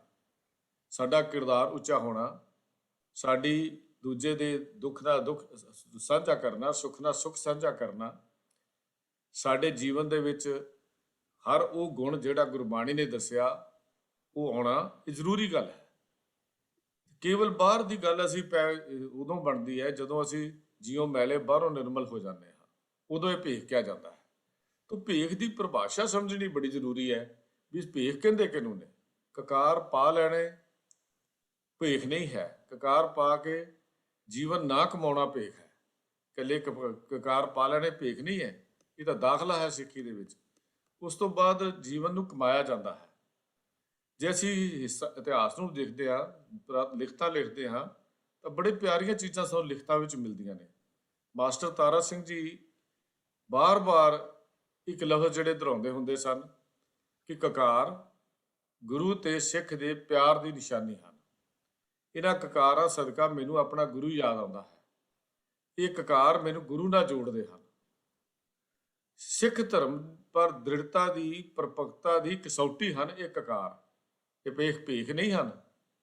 ਸਾਡੇ ਅੰਦਰ ਜਦੋਂ ਗੁਣ ਆ ਜਾਂਦੇ ਨੇ ਫਿਰ ਸਾਨੂੰ ਦੱਸਦਾ ਹੈ ਵੀ ਸਿੱਖ ਦੀ ਧਰਮ ਉੱਤੇ ਪਰਪੱਕਤਾ ਤੇ ਦ੍ਰਿੜਤਾ ਦੀ ਕਸੌਟੀ ਹਨ। ਇਸ ਗੱਲ ਦਾ ਸੰਕੇਤ ਵੀ ਦਿੰਦੇ ਆ, ਇਹ ਪਹਿਰਾਵਾ ਇਸ ਗੱਲ ਦਾ ਸੰਕੇਤ ਵੀ ਦਿੰਦਾ ਹੈ ਕਿ ਕਕਾਰ ਧਾਰਨ ਕਰਨ ਵਾਲੇ ਦਾ ਆਚਰਨ ਕਿਹੋ ਜਿਹਾ ਹੋਣਾ ਚਾਹੀਦਾ ਹੈ, ਇਹਦਾ ਕਿਰਦਾਰ ਕਿਹੋ ਜਿਹਾ ਹੋਣਾ ਚਾਹੀਦਾ ਹੈ। ਇਹ ਕਕਾਰ ਹੀ ਸਨ, ਇਹ ਬਾਹਰੀ ਭੇਖ ਹੀ ਸੀ, ਜਿਹਨੂੰ ਅਸੀਂ ਬਾਹਰੀ ਪਹਿਰਾਵਾ ਹੀ ਸੀ, ਜਿਨ੍ਹਾਂ ਨੇ ਸਾਨੂੰ ਉਦੋਂ ਵੀ ਖਤਮ ਨਹੀਂ ਹੋਣ ਦਿੱਤਾ ਜਦੋਂ ਅਸੀਂ ਕਾਨੂੰਨ ਦੇ ਖਿਲਾਫ ਕਰਾਰ ਦੇ ਦਿੱਤੇ ਗਏ, ਜਦੋਂ ਸਾਡੇ ਸਿਰਾਂ ਦੇ ਮੁੱਲ ਰੱਖ ਦਿੱਤੇ ਗਏ, ਜਦੋਂ ਸਾਡੇ ਸਿਰਾਂ ਦੇ ਮੁੱਲ ਰੱਖ ਕੇ ਉਹਨਾਂ ਨੂੰ ਬਾਜ਼ਾਰਾਂ ਵਿੱਚ ਹਾਕਮਾਂ ਦੇ ਅੱਗੇ ਲਿਆ ਕੇ ਪੇਸ਼ ਕੀਤਾ ਜਾਂਦਾ ਰਿਹਾ। ਤੇ ਇਹਨਾਂ ਕਕਾਰਾਂ ਨੂੰ ਇਸ ਬਾਹਰੀ ਪਹਿਰਾਵੇ ਦੀ ਰਾਖੀ ਲਈ ਜੇ ਉਹਨਾਂ ਬੰਦ ਕਟਾਏ ਦੀ ਗੱਲ ਅਸੀਂ ਕਰਦੇ ਹਾਂ, ਚਰਖੜੀਆਂ ਦੇ ਚੜ੍ਹੇ ਦੀ ਅਸੀਂ ਗੱਲ ਕਰਦੇ ਹਾਂ, ਕਿਉਂਕਿ ਉਹਨਾਂ ਦੇ ਅੰਦਰ ਤੇ ਬਾਹਰ ਦੇ ਅੰਦਰ ਘੜਿਆ ਜਾ ਚੁੱਕਾ ਸੀ। ਤਾਂ ਇਹ ਕਕਾਰਾਂ ਨੇ ਸਾਡੀ ਹੋਂਦ ਨੂੰ ਉਦੋਂ ਵੀ ਬਚਾ ਕੇ ਰੱਖਿਆ ਜਦੋਂ ਅਸੀਂ ਕਾਨੂੰਨ ਦੇ ਖਿਲਾਫ ਕਰਾਰ ਦਿੱਤੇ ਗਏ। ਅਸਲ 'ਚ ਇਹ ਕਕਾਰ, ਇੰਦੂ ਭੂਸ਼ਣ ਬੈਨਰਜੀ ਇੱਕ ਗੱਲ ਲਿਖਦਾ ਹੈ ਕਿ ਇਹ ਕਕਾਰ ਗੁਰੂ ਨਾਨਕ ਵਿਚਾਰਧਾਰਾ ਨੂੰ ਮਿਲਗੋਭਾ ਹੋਣ ਤੋਂ ਬਚਾਈ ਰੱਖਣ ਲਈ ਲਾਜ਼ਮੀ ਹਨ। ਦੇਖੋ ਕਿਆ ਕਮਾਲ ਦੀ ਗੱਲ, ਦੂਜਿਆਂ ਨੂੰ ਸਮਝ ਆ ਗਈ, ਸਾਨੂੰ ਸਮਝ ਨਹੀਂ ਆਈ ਵੀ ਕਕਾਰ ਗੁਰੂ ਨਾਨਕ ਵਿਚਾਰਧਾਰਾ ਨੂੰ ਮਿਲਗੋਭਾ ਹੋਣ ਤੋਂ ਬਚਾਈ ਰੱਖਣ ਲਈ ਲਾਜ਼ਮੀ ਹਨ। ਫਿਰ ਇਹ ਭੇਖ ਕਿਵੇਂ ਹੋਇਆ? ਇਹ ਤਾਂ ਸਾਡੀ ਵਿਚਾਰਧਾਰਾ ਦਾ ਪ੍ਰਗਟਾਵਾ ਹਨ। ਕਕਾਰ ਅੱਗੇ ਜਾ ਕੇ ਉਸਨੇ ਹੋਰ ਫਿਰ ਲਿਖਿਆ, ਅੱਗੇ ਜਾ ਕੇ ਉਹ ਲਿਖਦਾ ਹੈ ਗੁਰੂ ਨਾਨਕ ਸਾਹਿਬ ਦੀ ਦਿੱਤੀ ਨੈਤਿਕ ਸ਼ਕਤੀ ਨੂੰ ਜਿੰਦਾ ਰੱਖਣ ਲਈ ਇਹ ਜ਼ਰੂਰੀ ਸੀ ਕਿ ਜਿਨ੍ਹਾਂ ਉਪਦੇਸ਼ਾਂ ਫਿਲਾਸਫੀ ਨੂੰ ਉਹਨਾਂ ਨੇ ਹਮੇਸ਼ਾ ਜੀਵਨ ਵਿੱਚ ਅਪਣਾਇਆ ਔਰ ਆਪਣੇ ਸਿੱਖਾਂ ਨੂੰ ਦਿੱਤਾ, ਉਹਨੂੰ ਹਮੇਸ਼ਾ ਲਈ ਕਾਇਮ ਰੱਖਿਆ ਜਾਵੇ। ਅਤੇ ਇਹ ਗੱਲ ਪੱਕੀ ਕਰ ਦਿੱਤੀ ਕਿ ਉਹਨਾਂ ਫਿਲਾਸਫੀ ਨੂੰ ਧਾਰਨ ਕਰਨ ਵਾਲੇ, ਅਪਣਾਉਣ ਵਾਲੇ ਦੀ ਬਾਹਰਲਾ ਸਰੂਪ ਵੀ ਇੱਕੋ ਜਿਹਾ ਹੋ ਜਾਏ। ਇਹ ਇੰਦੂ ਭੂਸ਼ਣ ਬੈਨਰਜੀ ਨੇ ਇਹ ਗੱਲ ਲਿਖੀ ਹੈ। ਇੱਕ ਅੰਗਰੇਜ਼ ਰਾਈਟਰ ਹੋਈ ਬੀਬੀ ਜੈਨੀ ਕੁਲਰ, ਜਿਹਨੂੰ ਅਸੀਂ ਮਿਸ ਜੈਨੀ ਕੁਲਰ ਦੇ ਨਾਂ ਨਾਲ ਕਹਿੰਦੇ ਹਾਂ, ਉਹਨੇ ਵੀ ਇਹਨਾਂ ਦੇ ਬਾਰੇ ਗੱਲ ਲਿਖੀ। ਕਹਿੰਦੇ ਸਿੱਖ ਵੀਰੋ, ਜਰਾ ਆਪਣੇ ਕਕਾਰ ਤਿਆਗ ਕੇ ਤਾਂ ਦੇਖੋ, ਖਾਲਸਾ ਪੰਥ ਦਾ ਅੰਤ ਤੁਹਾਨੂੰ ਸਾਹਮਣੇ ਨਜ਼ਰ ਆਏਗਾ। ਜੇ ਤੁਸੀਂ ਦਸਤਾਰ ਉਤਾਰ ਦਿਓ, ਕੇਸ ਦਾੜੀ ਕਤਲ ਕਰਾ ਦਿਓ, ਕੜਾ ਲਾ ਦਿਓ, ਤਾਂ ਮੈਂ ਦਿਆਨਤਦਾਰਾਂ ਨਾਲ ਇਹ ਗੱਲ ਕਹਿ ਸਕਦੀ ਹਾਂ ਕਿ ਇਸ ਸਭ ਦਾ ਨਤੀਜਾ ਬੜਾ ਮੁਸੀਬਤ ਭਰਿਆ ਤੇ ਮੰਦਭਾਗਾ ਹੋਵੇਗਾ। ਇਹਨਾਂ ਪੰਜਾਂ ਕਕਾਰਾਂ ਨੇ ਸਿੱਖਾਂ ਨੂੰ ਇੱਕ ਭਾਈਚਾਰੇ ਵਿੱਚ ਸੰਗਠਿਤ ਕੀਤਾ ਹੋਇਆ ਹੈ, ਕਿਉਂਕਿ ਇਹ ਧਾਰਮਿਕ ਚਿੰਨ੍ਹ ਸਿੱਖੀ ਮਹਿਸੂਸ ਕਰਨ ਅਤੇ ਸਿੱਖੀ ਮਾਰਗ ਤੇ ਚੱਲਣ ਦੇ ਸਮਰੱਥ ਬਣਾਉਂਦੇ ਹਨ। ਇਹ ਸਿੱਖਾਂ ਨੂੰ ਉਹ ਹਿੰਮਤ ਭਰੇ ਕਾਰਨਾਮੇ ਕਰਨ ਦੇ ਸਮਰੱਥ ਬਣਾਉਂਦੇ ਹਨ ਜੋ ਦੂਜੇ ਗੈਰ ਸਿੱਖ ਲੋਕ ਨਹੀਂ ਕਰ ਸਕੇ। ਮੁੱਖ ਦੀ ਗੱਲ ਇਹ ਹੈ ਕਿ ਪੰਜੇ ਕਕਾਰ ਸਿੱਖ ਉੱਤੇ ਇੱਕ ਮਨੋਵਿਗਿਆਨਕ ਅਸਰ ਪਾਉਂਦੇ ਹਨ ਤੇ ਇਹ ਧਾਰਮਿਕ ਚਿੰਨ੍ਹ ਕਕਾਰ ਅਨੰਤ ਕਾਲ ਤੱਕ ਰਹਿਣ ਵਾਲੇ ਗੁਰੂ ਨੂੰ ਪ੍ਰਕਾਸ਼ਮਾਨ ਕਰਦੇ ਰਹਿੰਦੇ ਹਨ। ਇਸ ਤੋਂ ਵੱਧ ਸਪਸ਼ਟਤਾ ਕੀ ਹੋ ਸਕਦੀ ਹੈ ਜਿਹਦੇ ਵਿੱਚੋਂ ਇੰਨੇ ਗੁਣ ਨਜ਼ਰ ਆਉਂਦੇ ਹੋਣ, ਜਿਹਦੇ ਵਿੱਚੋਂ ਇੰਨੀਆਂ ਚੀਜ਼ਾਂ ਸਾਨੂੰ ਨਜ਼ਰ ਆਉਂਦੀਆਂ ਹੋਣ, ਜਿਹਦੇ ਵਿੱਚੋਂ ਸਾਨੂੰ ਆਪਣਾ ਇਤਿਹਾਸ ਯਾਦ ਆਉਂਦਾ ਹੋਵੇ, ਜਿਸ ਵਿੱਚੋਂ ਸਾਨੂੰ ਆਪਣਾ ਉੱਜਲ ਭਵਿੱਖ ਨਜ਼ਰ ਆਉਂਦਾ ਹੋਵੇ, ਜਿਹਦੇ ਵਿੱਚੋਂ ਸਾਡਾ ਉੱਚਾ ਜੀਵਨ ਘੜਿਆ ਗਿਆ ਹੋਵੇ, ਜਿਹਦੇ ਵਿੱਚ ਸਾਨੂੰ ਉੱਚੇ ਕਿਰਦਾਰ ਦੀ ਗੱਲ ਕੀਤੀ ਗਈ ਹੋਵੇ, ਜਿਹਦੇ ਵਿੱਚ ਸਾਨੂੰ ਭਰਮਾਂ ਵਹਿਮਾਂ ਪਖੰਡਾਂ ਤੋਂ ਉੱਤੇ ਰਹਿਣ ਦੀ ਗੱਲ ਕੀਤੀ ਗਈ ਹੋਵੇ, ਜਿਹੜੇ ਕਕਾਰ ਸਾਨੂੰ ਗੁਰੂ ਦੇ ਹੁਕਮ ਵਿੱਚ ਚੱਲਣ ਦੀ ਗੱਲ ਸਿਖਾਉਂਦੇ ਹੋਣ, ਜਿਹੜੇ ਕਕਾਰ ਸਾਨੂੰ ਆਪਣੇ ਜੀਵਨ ਨੂੰ ਉਸ ਗੁਰੂ ਦੇ ਸਿੱਖਾਂ ਮੁਤਾਬਕ ਢਾਲਣ ਦੀ ਗੱਲ ਸਿਖਾਉਂਦੇ ਹੋਣ, ਫਿਰ ਉਹ ਭੇਖ ਨਹੀਂ ਬਣ ਸਕਦੇ। ਭੇਖ ਉਦੋਂ ਬਣਦੇ ਨੇ ਜਦੋਂ ਅਸੀਂ ਕੇਵਲ ਬਾਹਰ ਤੱਕ ਸੀਮਿਤ ਰਹਿ ਜਾਂਦੇ ਹਾਂ ਔਰ ਗੁਰੂ ਉਪਦੇਸ਼ ਨੂੰ ਅਸੀਂ ਨਹੀਂ ਕਮਾਉਂਦੇ। ਲੋੜ ਇਸ ਗੱਲ ਦੀ ਹੈ ਕਿ ਅਸੀਂ ਇਹ ਕਿੰਤੂ ਪਰੰਤੂ ਨਾ ਕਰੀਏ ਵੀ ਇਹ ਬਾਹਰੀ ਦਿਖਾਵਾ ਤੇ ਬਾਹਰੀ ਭੀਖ ਹੈ, ਸਗੋਂ ਇਹਨੂੰ ਧਾਰਨ ਕਰਕੇ ਆਪਣਾ ਉੱਚਾ ਸੁੱਚਾ ਜੀਵਨ ਬਣਾਈਏ ਤੇ ਸੰਸਾਰ ਵਿੱਚ ਇੱਕ ਰੋਲ ਮਾਡਲ ਕਰਕੇ ਅਸੀਂ ਸੰਸਾਰ ਨੂੰ ਦਿਖਾਈਏ, ਤਦ ਕਿ ਸੰਸਾਰ ਦੇ ਲੋਕ ਉਸ ਕਾਜ਼ੀ ਨੂਰ ਮੁਹੰਮਦ ਵਾਂਗੂ ਇਹ ਗੱਲ ਕਹਿ ਤੇ ਮਜਬੂਰ ਹੋਣ ਕਿ ਇਹ ਸੱਗ ਕਿਸੇ ਭੱਜੇ ਜਾਂਦੇ ਉੱਤੇ ਵਾਰ ਨਹੀਂ ਕਰਦੇ ਤੇ ਨਾ ਹੀ ਰਣ ਵਿੱਚੋਂ ਭੱਜੇ ਜਾਂਦੇ ਦਾ ਰਾਹ ਰੋਕਦੇ ਹਨ। ਔਰਤ ਭਾਵੇਂ ਕਿੰਨੀ ਸੁੰਦਰ ਹੋਵੇ, ਰਾਣੀ ਹੋਵੇ, ਦਾਸੀ ਹੋਵੇ, ਉਹਦੇ ਗਹਿਣੇ ਗੱਟੇ ਨੂੰ ਕਦੀ ਹੱਥ ਤੱਕ ਨਹੀਂ ਲਾਉਂਦੇ। ਇਹਨਾਂ ਕੁੱਤਿਆਂ ਵਿੱਚੋਂ ਕੋਈ ਜ਼ਬਰ ਜਨਾਹ ਨਹੀਂ ਕਰਦਾ, ਕੋਈ ਵਿਸ਼ੇ ਵਿਕਾਰ ਗ੍ਰਸਤ ਨਹੀਂ ਹੁੰਦਾ। ਇਹ ਔਰਤ ਭਾਵੇਂ ਜਵਾਨ ਹੋਵੇ ਜਾਂ ਬੁੱਢੜੀ, ਉਹਨੂੰ ਬੁੱਢੀ ਕਹਿ ਕੇ ਹੀ ਆਖਦੇ ਹਨ। ਇਹ ਜੀਵਨ ਸੀ ਜਿਹੜਾ ਸਾਡਾ ਉਸ ਕਕਾਰਾਂ ਨੇ ਘੜਿਆ ਸੀ। ਫਿਰ ਅਖੀਰ ਤੇ ਜਾ ਕੇ ਲਿਖਦਾ ਹੈ, ਇਹਨਾਂ ਸੱਗਾਂ ਨੂੰ, ਇਹਨਾਂ ਕੁੱਤਿਆਂ ਨੂੰ ਕੁੱਤੇ ਨਾ ਆਖੋ, ਸੱਚ ਪੁੱਛੋ ਤਾਂ ਸ਼ੇਰ ਹਨ। ਜਦ ਰਨ ਵਿੱਚ ਖੰਡਾ ਚੱਲਦਾ ਹੈ ਤੇ ਸ਼ੇਰਾਂ ਦੀ ਦਲੇਰੀ ਨਾਲ ਖੰਡਾ ਖੜਕਾਉਂਦੇ ਹਨ। ਤਾਂ ਲੋੜ ਹੈ ਇਸ ਜੀਵਨ ਨੂੰ ਦੁਬਾਰਾ ਆਪਣੇ ਜੀਵਨ 'ਚ ਢਾਲਣ ਦੀ, ਇਹਨਾਂ ਗੁਣਾਂ ਨੂੰ ਆਪਣੇ ਅੰਦਰ ਲਿਆਉਣ ਦੀ, ਤਾਂ ਕਿ ਲੋਕ ਸਾਡੇ ਉੱਤੇ ਉਂਗਲ ਨਾ ਚੁੱਕ ਸਕਣ ਵੀ ਆਹ ਦੇਖਿਆ ਹੋਇਆ ਅਸੀਂ ਕਕਾਰ ਪਾਉਣ ਵਾਲੇ, ਦੇਖੇ ਹੋਏ ਹਨ ਅਸੀਂ ਅੰਮ੍ਰਿਤਧਾਰੀ। ਇਹ ਗੱਲਾਂ ਉਦੋਂ ਉੱਠਦੀਆਂ ਹਨ ਜਦੋਂ ਸਾਡਾ ਅੰਦਰਲਾ ਜੀਵਨ ਉਹਨਾਂ ਕਕਾਰਾਂ ਦੇ ਦੱਸੀ ਮਰਿਆਦਾ ਮੁਤਾਬਕ ਨਹੀਂ ਬਣਦਾ। ਫਿਰ ਇਹ ਭੇਖ ਤਾਂ ਬਣ ਜਾਂਦਾ ਹੈ। ਅਦਰਵਾਈਜ਼ ਇਹ ਕਕਾਰ ਸਾਡੇ ਗੁਰੂ ਦਾ ਹੁਕਮ ਔਰ ਉਸ ਦੇ ਹੁਕਮ ਨੂੰ ਬੰਦਾ ਬਣ ਕੇ ਆਪਣੇ ਜੀਵਨ ਨੂੰ ਘੜਨ ਦੀ ਸਾਡੀ ਪ੍ਰਤੱਖ ਨਿਸ਼ਾਨੀ ਹੈ। ਹੋਈਆਂ ਭੁੱਲਾਂ ਦੀ ਖਿਮਾ ਜੀ। ਵਾਹਿਗੁਰੂ ਜੀ ਕਾ ਖਾਲਸਾ, ਵਾਹਿਗੁਰੂ ਜੀ ਕੀ ਫਤਿਹ। ਕਕਾਰ ਭੇਖ ਨਹੀਂ, ਕਕਾਰ ਪਾ ਕੇ ਜੀਵਨ ਨਾ ਹੋਣਾ ਭੇਖ। ਬੜੀ ਬਖੂਬੀ ਗੱਲ ਕਹੀ ਹੈ। ਤੋ ਸਾਧ ਸੰਗਤ ਜੀ, ਇਹ ਸਵਾਲ ਤਾਂ ਛੋਟਾ ਜਿਹਾ ਸੀਗਾ, ਪਰੰਤੂ ਇਹਦਾ ਇੱਕ ਬੜਾ ਡੂੰਘਾ ਭਾਵ ਜਿਹੜਾ ਹੈ ਉਹ ਸਾਨੂੰ ਇਸ ਉੱਤਰ ਚੋਂ ਮਿਲਿਆ। ਤੋ ਮੈਂ ਤੇ ਅਸੀਂ ਫਾਈਨਲ ਗੱਲ ਇਹੀ ਹੈ ਕਿ ਜਿਹੜਾ ਆਪਣੇ ਆਪ ਨੂੰ ਸਿੱਖ ਖਵਾਉਂਦਾ, ਸਿੱਖ ਦੇ ਜੀਵਨ ਵਿੱਚ ਭੇਖ ਹੋ ਹੀ ਨਹੀਂ ਸਕਦੀ, ਕਿਉਂਕਿ ਸਿੱਖ ਨਾ ਹੀ ਇੱਕ ਸਿੱਖੇ ਦਾ ਭਾਵ ਜਿਹਨੇ ਸਿੱਖਿਆ ਲਈ ਹੈ ਔਰ ਜਿਹੜਾ ਅਸਲੀਅਤ ਤੇ ਚੱਲਦਾ। ਔਰ ਇਹ ਜਿਹੜਾ ਵਿਖਾਵਾ ਹੈ, ਤਾਂ ਜਿਹੜਾ ਮਨੁੱਖ ਵਿਖਾਵਾ ਕਰਦਾ ਹੈ ਅਸਲ ਵਿੱਚ ਉਹਦੇ ਆਪਣੇ ਲਈ ਬਹੁਤ ਹੀ ਘਾਟੇਵੰਦ ਸੋਚਦਾ, ਕਿਉਂਕਿ ਵਿਖਾਵਾ ਜਿਸ ਵੇਲੇ ਉਗੜ ਗਿਆ, ਜੈਸੇ ਖੋਟਾ ਢੱਬੂਆ ਨਦਰ ਸਰਾਫਾ ਆਇਆ, ਇੱਕ ਦਿਨ ਪਰਦਾਫਾਸ਼ ਤੇ ਹਰ ਚੀਜ਼ ਦਾ ਹੁੰਦਾ ਹੀ ਹੁੰਦਾ। ਤੇ ਜਿਸ ਵੇਲੇ ਵਿਖਾਵੇ ਦਾ ਪਰਦਾਫਾਸ਼ ਹੁੰਦਾ ਹੈ, ਉਸ ਮਨੁੱਖ ਦੀ ਸਮਾਜ ਵਿੱਚ ਬਹੁਤ ਜ਼ਿਆਦਾ ਬਦਨਾਮੀ ਹੁੰਦੀ ਹੈ, ਅਸੀਂ ਸਮਝੀਏ ਜਾਂ ਨਾ ਸਮਝੀਏ। ਔਰ ਇਹ 33 ਸਵਈਆਂ 'ਚ ਵੀ ਗੱਲ ਕਹੀਏ ਕਿ ਕਾਹੇ ਕੋ ਭੇਖ ਕਰੇ ਮਨ ਮੂਰਖ, ਕਾਹੇ ਕੋ ਭੇਖ ਕਰੇ ਮਨ ਮੂਰਖ, ਭੇਖ ਕਰੇ ਆਪਣੀ ਪਤ ਖੈ। ਤੋ ਇਸ ਕਰਕੇ ਇਹ ਜਿਹੜਾ ਭੇਖ ਕਰਨਾ, ਇਹ ਕਿਸੇ ਨੂੰ ਧੋਖਾ ਨਹੀਂ ਦੇਣਾ, ਆਪਣੇ ਆਪ ਨੂੰ ਧੋਖਾ ਦੇਣਾ। ਸਤਿਗੁਰੂ ਜੀ ਕਿਰਪਾ ਕਰਨ, ਸਾਨੂੰ ਆਪਣੇ ਕਕਾਰਾਂ ਤੇ ਮਾਣ ਹੋਣਾ ਚਾਹੀਦਾ। ਜਿਵੇਂ ਸਾਡੇ ਕਈ ਬੱਚੇ ਲਿਖਦੇ ਨੇ ਆਪਣੇ ਆਪ ਨੂੰ ਵੀ ਪ੍ਰਾਊਡ ਟੂ ਬੀ ਅ ਸਿੱਖ, ਬੜੀ ਚੰਗੀ ਗੱਲ ਹੈ। ਤੇ ਸਿੱਖ ਦੀ ਪਹਿਚਾਣ ਜਿਹੜੀ ਹੈ, ਜਿਵੇਂ ਹੁਣ ਆਪ ਜੀ ਨੇ ਉੱਤਰ ਸੁਣਿਆ ਵੀਰ ਜੀ ਪਾਸੋਂ, ਇਹ ਜਿਹੜੇ ਕਕਾਰ ਨੇ ਸਾਡੀ ਪਹਿਚਾਣ, ਆਓ ਆਪਣੀ ਪਹਿਚਾਣ ਨੂੰ ਕਾਇਮ ਰੱਖੀਏ। ਔਰ ਇਸ ਪਹਿਚਾਣ ਪਿੱਛੇ ਜਿਹੜੇ ਫਰਜ਼ ਨੇ, ਉਹ ਸਾਨੂੰ ਇੱਕ ਬਹੁਤ ਵਧੀਆ ਇਨਸਾਨ ਔਰ ਸਮਾਜ ਵਿੱਚ, ਦੇਖੋ ਭਾਵੇਂ ਸਾਡੀ ਗਿਣਤੀ ਹਮੇਸ਼ਾ ਥੋੜੀ ਰਹੀ, ਕਦੀ ਵੱਧ ਹੋਈ ਨਹੀਂ, ਪਰੰਤੂ ਥੋੜੀ ਗਿਣਤੀ ਹੋਣ ਦੇ ਬਾਵਜੂਦ ਅੱਜ ਦੀ ਤਰੀਕ 'ਚ ਅਗਰ ਲੈ ਲਈਏ ਤੇ ਸਾਰੇ ਸੰਸਾਰ ਵਿੱਚ ਸਿੱਖ ਦੀ ਰੈਕੋਗਨੀਸ਼ਨ ਵੱਖਰੀ, ਤੇ ਇਸ ਵੱਖਰੀ ਪਹਿਚਾਣ ਨੂੰ ਬਣਾਈ ਰੱਖੀਏ। ਜਿੱਥੇ ਸਾਡੇ ਲਈ ਫਾਇਦੇਮੰਦ ਹੈ, ਉੱਥੇ ਸਾਡਾ ਫਰਜ਼ ਵੀ ਬਣਦਾ ਹੈ।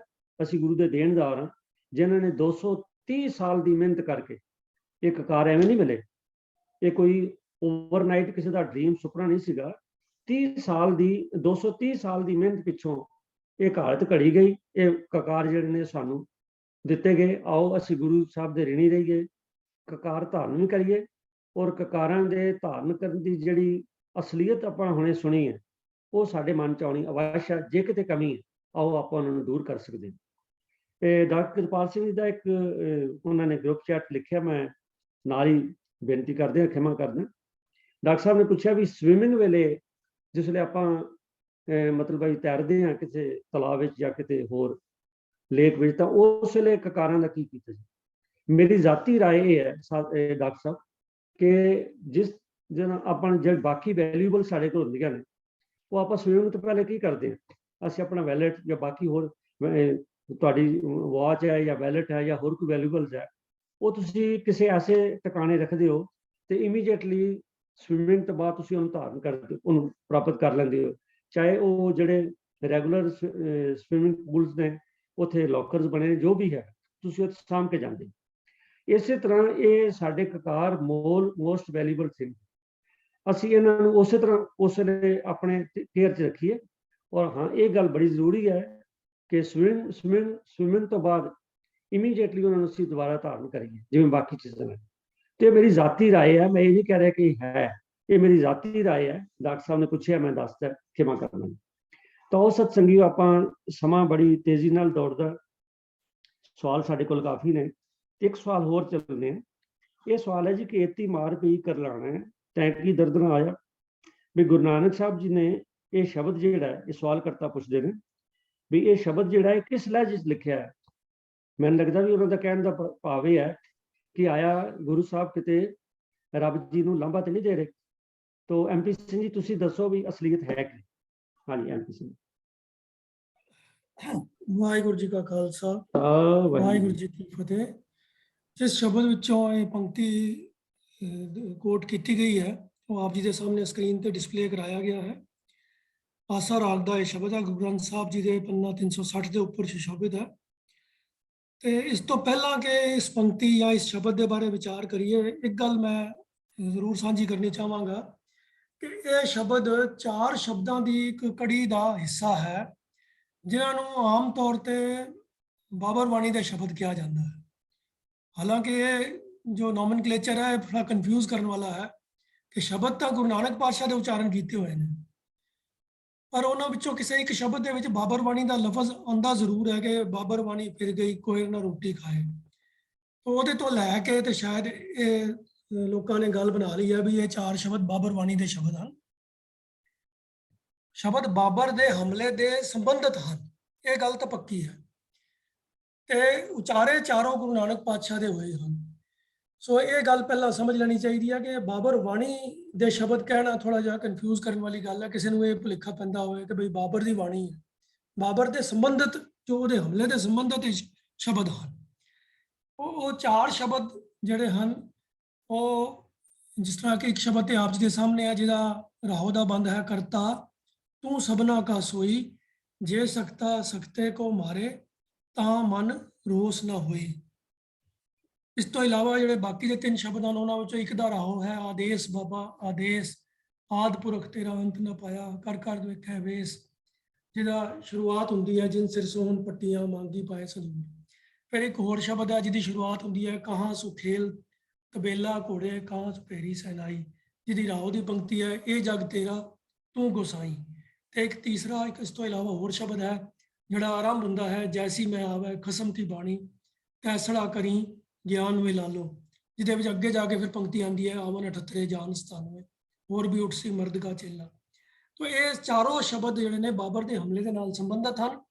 ਉਹਨਾਂ ਦੇ ਇਤਿਹਾਸਕ ਪਿਛੋਕੜ ਦੇ ਵਿੱਚ ਉਹਨੂੰ ਧਿਆਨ ਰੱਖ ਕੇ ਤੇ ਇਹਨਾਂ ਦੇ ਅਰਥ ਅਸੀਂ ਸਮਝਨੇ ਹਨ। ਤੋ ਜਿਵੇਂ ਕਿ ਅਸੀਂ ਤਰੀਕਾ ਹਮੇਸ਼ਾ ਹੀ ਇਸਤੇਮਾਲ ਕਰਦੇ ਹਾਂ ਕਿ ਸ਼ਬਦ ਜੇ ਕਿਸੇ ਵੀ ਪੰਕਤੀ ਦਾ ਅਰਥ ਸਮਝਣਾ ਹੈ ਤਾਂ ਪਹਿਲਾਂ ਰਾਹੋਂ ਦੇ ਜੋ ਬੰਦ ਹੈ ਉਹਦੇ ਅਰਥਾਂ ਨੂੰ ਅਸੀਂ ਧਿਆਨ 'ਚ ਰੱਖਦੇ ਹਾਂ। ਇਸ ਸ਼ਬਦ ਦਾ ਜੋ ਰਾਹੋਂ ਦਾ ਬੰਦ ਹੈ ਕਰਤਾ ਤੂੰ ਸਭਨਾ ਕਾ ਸੋਈ, ਜੇ ਸਕਤਾ ਸਕਤੇ ਕੋ ਮਾਰੇ ਤਾਂ ਮਨ ਰੋਸ ਨਾ ਹੋਈ, ਜਿਹਦਾ ਭਾਵ ਅਰਥ ਹੈ ਹੇ ਕਰਤਾ, ਹੇ ਕਰਤਾਰ, ਹੇ ਸ੍ਰਿਸ਼ਟੀ ਦੇ ਸਾਜਨਾ, ਤੂੰ ਸਭ ਦਾ ਇੱਕ ਸਮਾਨ ਖਿਆਲ ਰੱਖਣ ਵਾਲਾ ਹੈ। ਸਭਨਾ ਕਾ ਸੋਈ, ਤੂੰ ਸਭਨਾ ਦਾ ਹੀ ਇੱਕ ਬਰਾਬਰ ਧਿਆਨ ਰੱਖਣ ਵਾਲਾ ਹੈ। ਕਿਸੇ ਦਾ ਲਿਹਾਜ਼, ਕਿਸੇ ਨਾਲ ਧੱਕਾ, ਕੋਈ ਐਸਾ ਤੇਰਾ ਨਿਯਮ ਨਹੀਂ ਹੈ, ਤੇਰਾ ਬਿਰਧ ਨਹੀਂ ਹੈ। ਤੂੰ ਸਭ ਜੀਵਾਂ ਦੀ ਪਾਲਣਾ ਕਰਨ ਵਾਲਾ ਹੈ, ਸਭ ਨੂੰ ਪੈਦਾ ਕਰਨ ਵਾਲਾ ਵੀ ਤੂੰ ਹੈ ਤੇ ਸਭ ਦੀ ਪਾਲਣਾ ਕਰਨ ਵਾਲਾ ਵੀ ਤੂੰ ਹੈ। ਤੋ ਇਸ ਲਈ ਤੂੰ ਸਭ ਦਾ ਹੀ ਹੈ। ਇਹ ਗੱਲ ਬੜੀ ਧਿਆਨ 'ਚ ਰੱਖਣ ਵਾਲੀ ਹੈ ਕਿ ਅਕਾਲ ਪੁਰਖ ਕਿਸੇ ਖਾਸ ਫਿਰਕੇ, ਕਿਸੇ ਖਾਸ ਵਰਗ, ਕਿਸੇ ਖਾਸ ਲਿੰਗ ਦਾ, ਕਿਸੇ ਖਾਸ ਜਾਤੀ ਦਾ ਜ਼ਿਆਦਾ ਧਿਆਨ ਨਹੀਂ ਰੱਖਦਾ ਤੇ ਕਿਸੇ ਨਾਲ ਧੱਕਾ ਨਹੀਂ ਕਰਦਾ। ਕਰਤਾ ਤੂੰ ਸਭਨਾ ਕਾ ਸੋਈ। ਪਰ ਇਸ ਸਭ ਕੁਝ ਦੇ ਬਾਵਜੂਦ ਤੇਰੀ ਕੁਦਰਤ ਦੇ ਵਿੱਚ ਜੇ ਇੱਕ ਸ਼ਕਤੀਵਾਨ, ਇੱਕ ਤਾਕਤਵਰ ਬੰਦਾ ਇੱਕ ਜ਼ੋਰਾਵਰ ਦੂਜੇ ਜ਼ੋਰਾਵਰ ਨੂੰ ਮਾਰ ਦੇਵੇ, ਉਹਨੂੰ ਪੁੰਜੇ ਲਾ ਦੇਵੇ, ਮੰਨ ਲਓ ਜਿਵੇਂ ਕੁਸ਼ਤੀਆਂ ਦਾ ਖੇਡ ਹੁੰਦਾ ਹੈ ਜਾਂ ਬਾਕਸਿੰਗ ਦਾ ਖੇਡ ਹੁੰਦਾ ਹੈ, ਤਾਂ ਦੋਨੋਂ ਹੀ ਪਹਿਲਵਾਨ ਜਾਂ ਦੋਨੋਂ ਹੀ ਜਿਹੜੇ ਬਾਕਸਰ ਨੇ ਉਹ ਚੰਗੀ ਟ੍ਰੇਨਿੰਗ ਕਰਕੇ ਤਿਆਰੀ ਕਰਕੇ ਆਉਂਦੇ ਨੇ ਔਰ ਮੁਕਾਬਲਾ ਕਰਨ ਵਾਸਤੇ ਆਉਂਦੇ ਨੇ। ਤੇ ਜੇ ਹੁਣ ਉਹਦੇ ਵਿੱਚੋਂ ਇੱਕ ਕੁਸ਼ਤੀ ਦੇ ਵਿੱਚ ਬੰਦਾ ਢਹਿ ਜਾਂਦਾ ਹੈ, ਦੂਜਾ ਉਹਦੇ ਤੇ ਹਾਵੀ ਹੋ ਜਾਂਦਾ ਹੈ, ਜਾਂ ਬਾਕਸਿੰਗ ਦੇ ਵਿੱਚ ਇੱਕ ਬੰਦੇ ਨੂੰ ਜ਼ਿਆਦਾ ਕੁਟਾਈ ਹੋ ਜਾਂਦੀ ਹੈ ਤੇ ਉਹ ਹਾਰ ਜਾਂਦਾ ਹੈ, ਤਾਂ ਕੋਈ ਉਹਦੇ ਵਿੱਚੋਂ ਕਿਸੇ ਨੂੰ ਤਕਲੀਫ ਨਹੀਂ ਹੁੰਦੀ। ਜਿਹੜੇ ਵੇਖਣ ਵਾਲੇ ਵੀ ਹੁੰਦੇ ਨੇ ਉਹ ਵੀ ਸਮਝਦੇ ਨੇ ਕਿ ਇਹ ਬੰਦੇ ਮੁਕਾਬਲਾ ਕਰਨ ਵਾਸਤੇ ਆਏ ਸਨ। ਇਹਨਾਂ ਨੇ ਇੱਕ ਦੂਜੇ ਦੇ ਨੂੰ ਠੀਕ ਹੈ ਕੁੱਟਿਆ ਵੀ ਹੈ, ਇੱਕ ਦੂਜੇ ਨੂੰ ਪੁੰਜੇ ਵੀ ਲਾਇਆ ਹੈ, ਪਰ ਇਹਦੇ 'ਚ ਕੋਈ ਕਿਸੇ ਮਨ 'ਚ ਰੋਸ਼ ਨਹੀਂ ਆਉਂਦਾ ਵੀ ਇਹ ਜਿਹੜਾ ਹਾਰਿਆ ਹੈ ਉਹਦੇ ਨਾਲ ਕੋਈ ਜ਼ਬਰਦਸਤੀ, ਕੋਈ ਧੱਕਾ ਹੋ ਗਿਆ, ਕੋਈ ਜ਼ੁਲਮ ਹੋ ਗਿਆ, ਨਹੀਂ। ਤਾਂ ਉਸੇ ਹੀ ਭਾਵ ਦੇ ਵਿੱਚ ਗੁਰੂ ਸਾਹਿਬ ਇਸੇ ਪੰਕਤੀ ਦੂਸਰੀ ਜਿਹੜੀ ਰਾਉ ਦੀ ਹੈ ਉਹਦੇ 'ਚ ਕਹਿੰਦੇ ਆ ਕਿ ਜੇ ਸਕਤਾ ਸਕਤੇ ਕੋ ਮਾਰੇ ਤਾਂ ਮਨ ਰੋਸ ਨਾ ਹੋਏ। ਇੱਕ ਜ਼ੋਰਾਵਰ ਤਾਕਤਵਰ ਬੰਦਾ ਦੂਜੇ ਤਾਕਤਵਰ ਦੇ ਨਾਲ ਝਗੜਾ ਕਰਕੇ ਜੇ ਉਹਨੂੰ ਮਾਰ ਦਿੰਦਾ ਹੈ, ਹਰਾ ਦਿੰਦਾ ਹੈ, ਤਾਂ ਕਿਸੇ ਦੇ ਮਨ 'ਚ ਕੋਈ ਗਿਲਾ ਨਹੀਂ ਹੁੰਦਾ, ਕਿਉਂਕਿ ਇਹ ਮੁਕਾਬਲੇ ਵਾਲਿਆਂ ਦਾ, ਬਰਾਬਰੀ ਵਾਲਿਆਂ ਦਾ ਆਪਸ ਵਿੱਚ ਲੜਾਈ ਹੁੰਦੀ ਹੈ, ਝਗੜਾ ਹੁੰਦਾ ਹੈ, ਤੇ ਇੱਕ ਦੂਜੇ ਕਿਤੇ ਵਿੱਚੋਂ ਦੂਜੇ ਕਿਸੇ ਨੇ ਇੱਕ ਨੇ ਤਾਂ ਹਾਵੀ ਹੋਣਾ ਹੀ ਹੈ ਤੇ ਇੱਕ ਨੇ ਮਾਰ ਖਾਣੀ ਹੀ ਹੈ। ਤਾਂ ਇਹਦੇ ਵਿੱਚ ਕੋਈ ਗਿਲੇ ਵਾਲੀ, ਰੋਸ ਵਾਲੀ ਕੋਈ ਗੱਲ ਨਹੀਂ ਹੈ।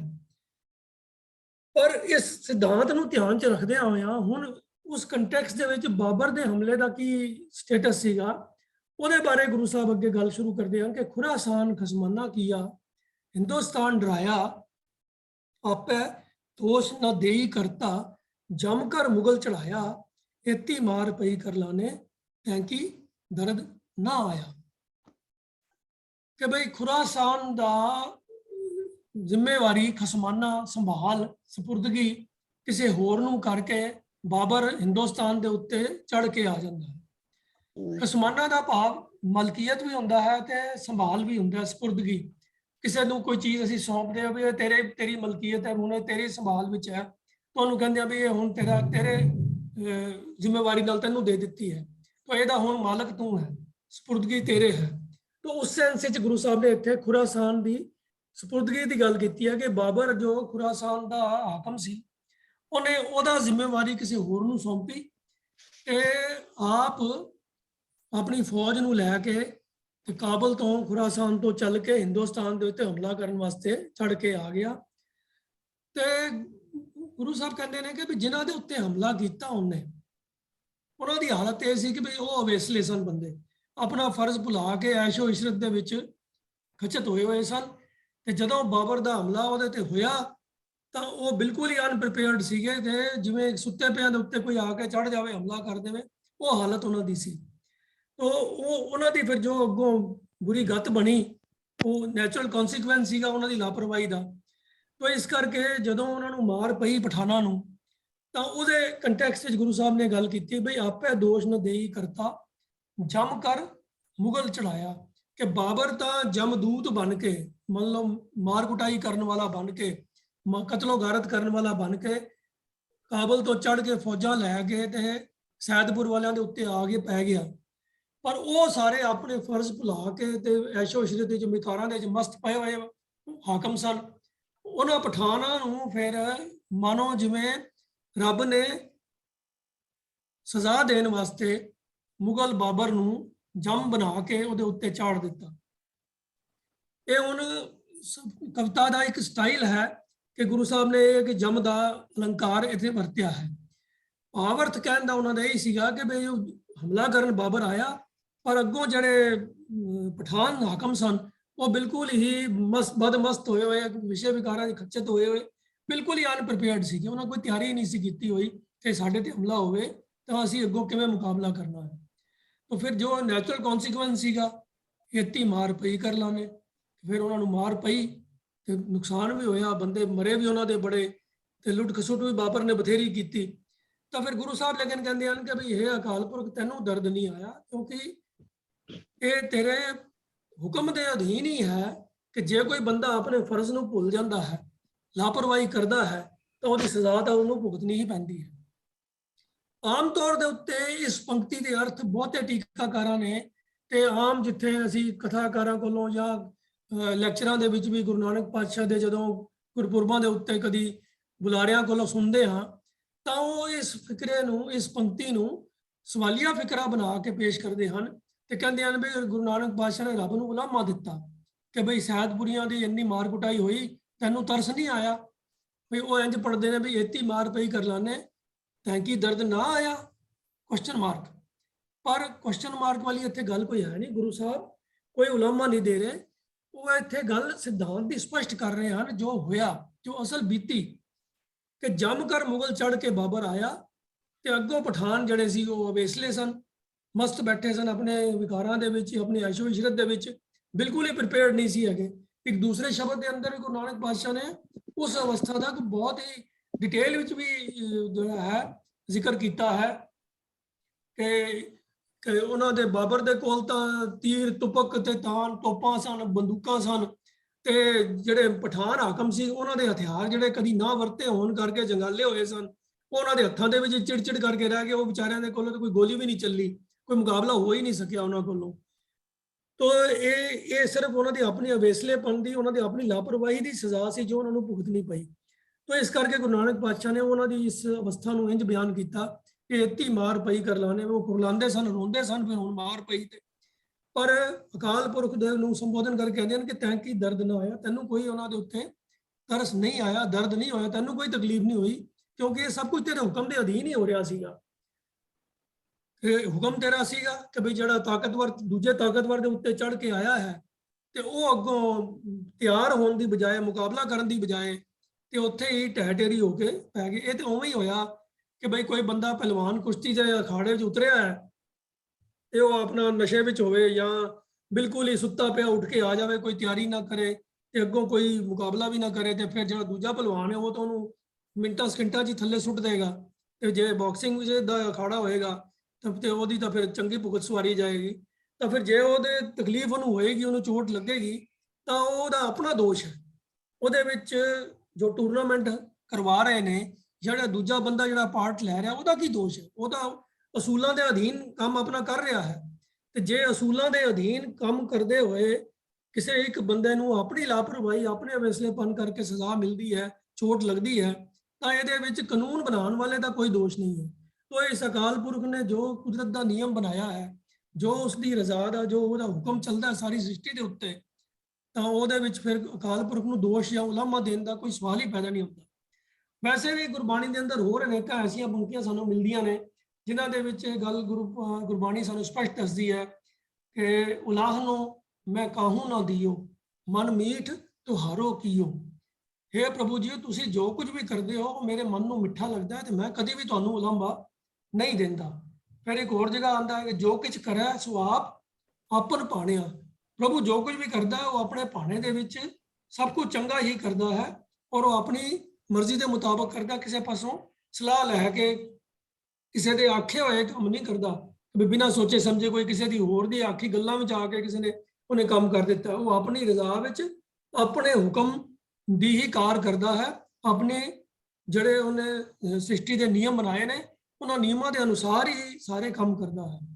ਕਈ ਲੋਕਾਂ ਨੂੰ ਆਮ ਤੌਰ ਤੇ ਆਦਤ ਹੁੰਦੀ ਹੈ, ਦੁਨਿਆਵੀ ਤੌਰ ਦੇ ਉੱਤੇ ਵੀ, ਜਦੋਂ ਉਹਨਾਂ ਨਾਲ ਕੋਈ ਥੋੜੀ ਬਹੁਤੀ ਕੋਈ ਔਖੀ ਘੜੀ ਆ ਜਾਂਦੀ ਹੈ, ਕੋਈ ਦੁੱਖ ਤਕਲੀਫ ਆ ਜਾਂਦੀ ਹੈ, ਤਾਂ ਉਹ ਉਲਾਮੇ ਰੱਬ ਨੂੰ ਦੇਣ ਲੱਗ ਪੈਂਦੇ ਨੇ। ਅਸੀਂ ਕੋਈ ਰੱਬ ਦੇ ਮਾਂ ਪੁੱਟੇ ਸੀਗੇ, ਸਾਡੇ ਨਾਲ ਇੰਜ ਕਿਉਂ ਹੋਇਆ?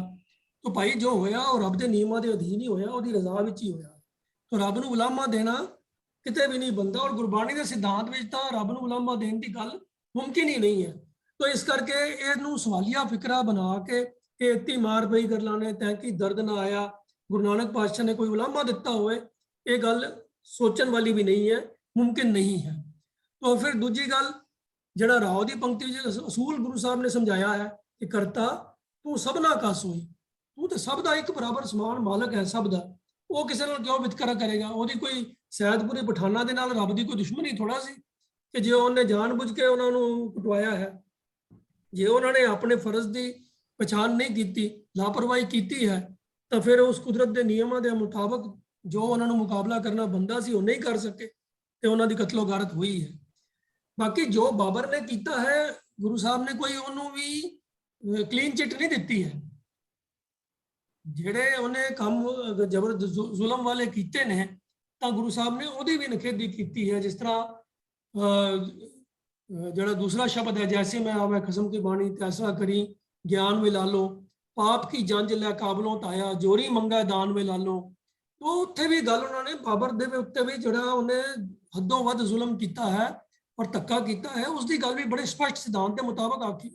ਕਿਸੇ ਨਾਲ ਗੁਰੂ ਸਾਹਿਬ ਨੇ ਕੋਈ ਲਿਹਾਜ਼ ਮੁਲਾਜ਼ਾ ਨਹੀਂ ਕੀਤਾ ਕਿ ਵੀ ਉਹਨਾਂ ਨੇ ਬਾਬਰ ਦੀ ਸਾਈਡ ਲੈ ਲਈ ਤੇ ਪਠਾਨਾਂ ਦੀ ਕੋਈ ਪਰਵਾਹ ਨਹੀਂ ਕੀਤੀ, ਐਸੀ ਗੱਲ ਨਹੀਂ ਹੈ। ਜੋ ਰੱਬ ਦੀ ਰਜ਼ਾ, ਜੋ ਰੱਬ ਦੇ ਬਣਾਏ ਨਿਯਮਾਂ ਦੇ ਅਨੁਸਾਰ ਜਿਹੜਾ ਬੰਦਾ ਗਲਤ ਕੰਮ ਕਰ ਰਿਹਾ ਹੈ, ਗੁਰੂ ਸਾਹਿਬ ਨੇ ਬੜੀ ਸਪਸ਼ਟ ਉਹਦਾ ਵੀ ਬਿਆਨ ਕੀਤਾ ਹੈ। ਜੋ ਬਾਬਰ ਨੇ ਧੱਕਾ ਜ਼ੁਲਮ ਕੀਤਾ, ਉਹਦੀ ਵੀ ਬੜੀ ਖੁੱਲ੍ਹ ਕੇ ਵਿਆਖਿਆ ਉਹਨਾਂ ਨੇ ਕੀਤੀ ਹੈ। ਤੋ ਗੱਲ ਸਿਰਫ ਇੱਥੇ ਵਿੱਚ ਸੀਗੀ ਕਿ ਉਲਾਮੇ ਦੀ ਗੱਲ ਬਿਲਕੁਲ ਨਹੀਂ ਹੈ। ਇਹ ਗੱਲ ਸਾਨੂੰ ਸਮਝ ਲੈਣੀ ਚਾਹੀਦੀ ਹੈ ਕਿ ਇੱਥੇ ਫਿਰ ਸਵਾਲੀਆ ਫਿਕਰਾ ਕੁਐਸਚਨ ਮਾਰਕ ਸਾਨੂੰ ਆਪਣੇ ਕੋਲੋਂ ਐਡ ਕਰਨ ਦੀ ਲੋੜ ਨਹੀਂ ਹੈ। ਇਹਨੂੰ ਇੱਕ ਸਟੇਟਮੈਂਟ ਦੇ ਤੌਰ ਤੇ ਪੜ੍ਹੀਏ ਕਿ ਏਤੀ ਮਾਰ ਪਈ ਕਰਲਾਨੇ ਤੈਂ ਕੀ ਦਰਦ ਨਾ ਆਇਆ, ਵੀ ਤੈਨੂੰ ਦਰਦ ਨਹੀਂ ਆਇਆ ਕਿਉਂਕਿ ਇਹ ਤੇਰੇ ਰਜ਼ਾ ਦੇ ਅਨੁਕੂਲ, ਤੇਰੇ ਹੁਕਮਾਂ ਦੇ ਅਨੁਸਾਰ ਹੀ ਇਹ ਕੰਮ ਸੀ ਕਿ ਜਿਹੜੇ ਲਾਪਰਵਾਹ ਬੰਦੇ ਨੇ ਉਹਨਾਂ ਨੂੰ ਸਜ਼ਾ ਭੁਗਤਣੀ ਹੀ ਪੈਣੀ ਸੀ। ਸੋ ਇਤਨੇ ਹੀ ਬਚਨ ਪ੍ਰਵਾਨ ਕਰਨੇ ਜੀ। ਵਾਹਿਗੁਰੂ ਜੀ ਕਾ ਖਾਲਸਾ, ਵਾਹਿਗੁਰੂ ਜੀ ਕੀ ਫਤਿਹ। ਜੋ ਮੈਂ ਕੀਆ ਸੋ ਮੈਂ ਪਾਇਆ, ਦੋਸ਼ ਨਾ ਦੀਜੈ ਅਵਰ ਜਨਾ, ਗੁਰਬਾਣੀ ਕਹਿੰਦੀ।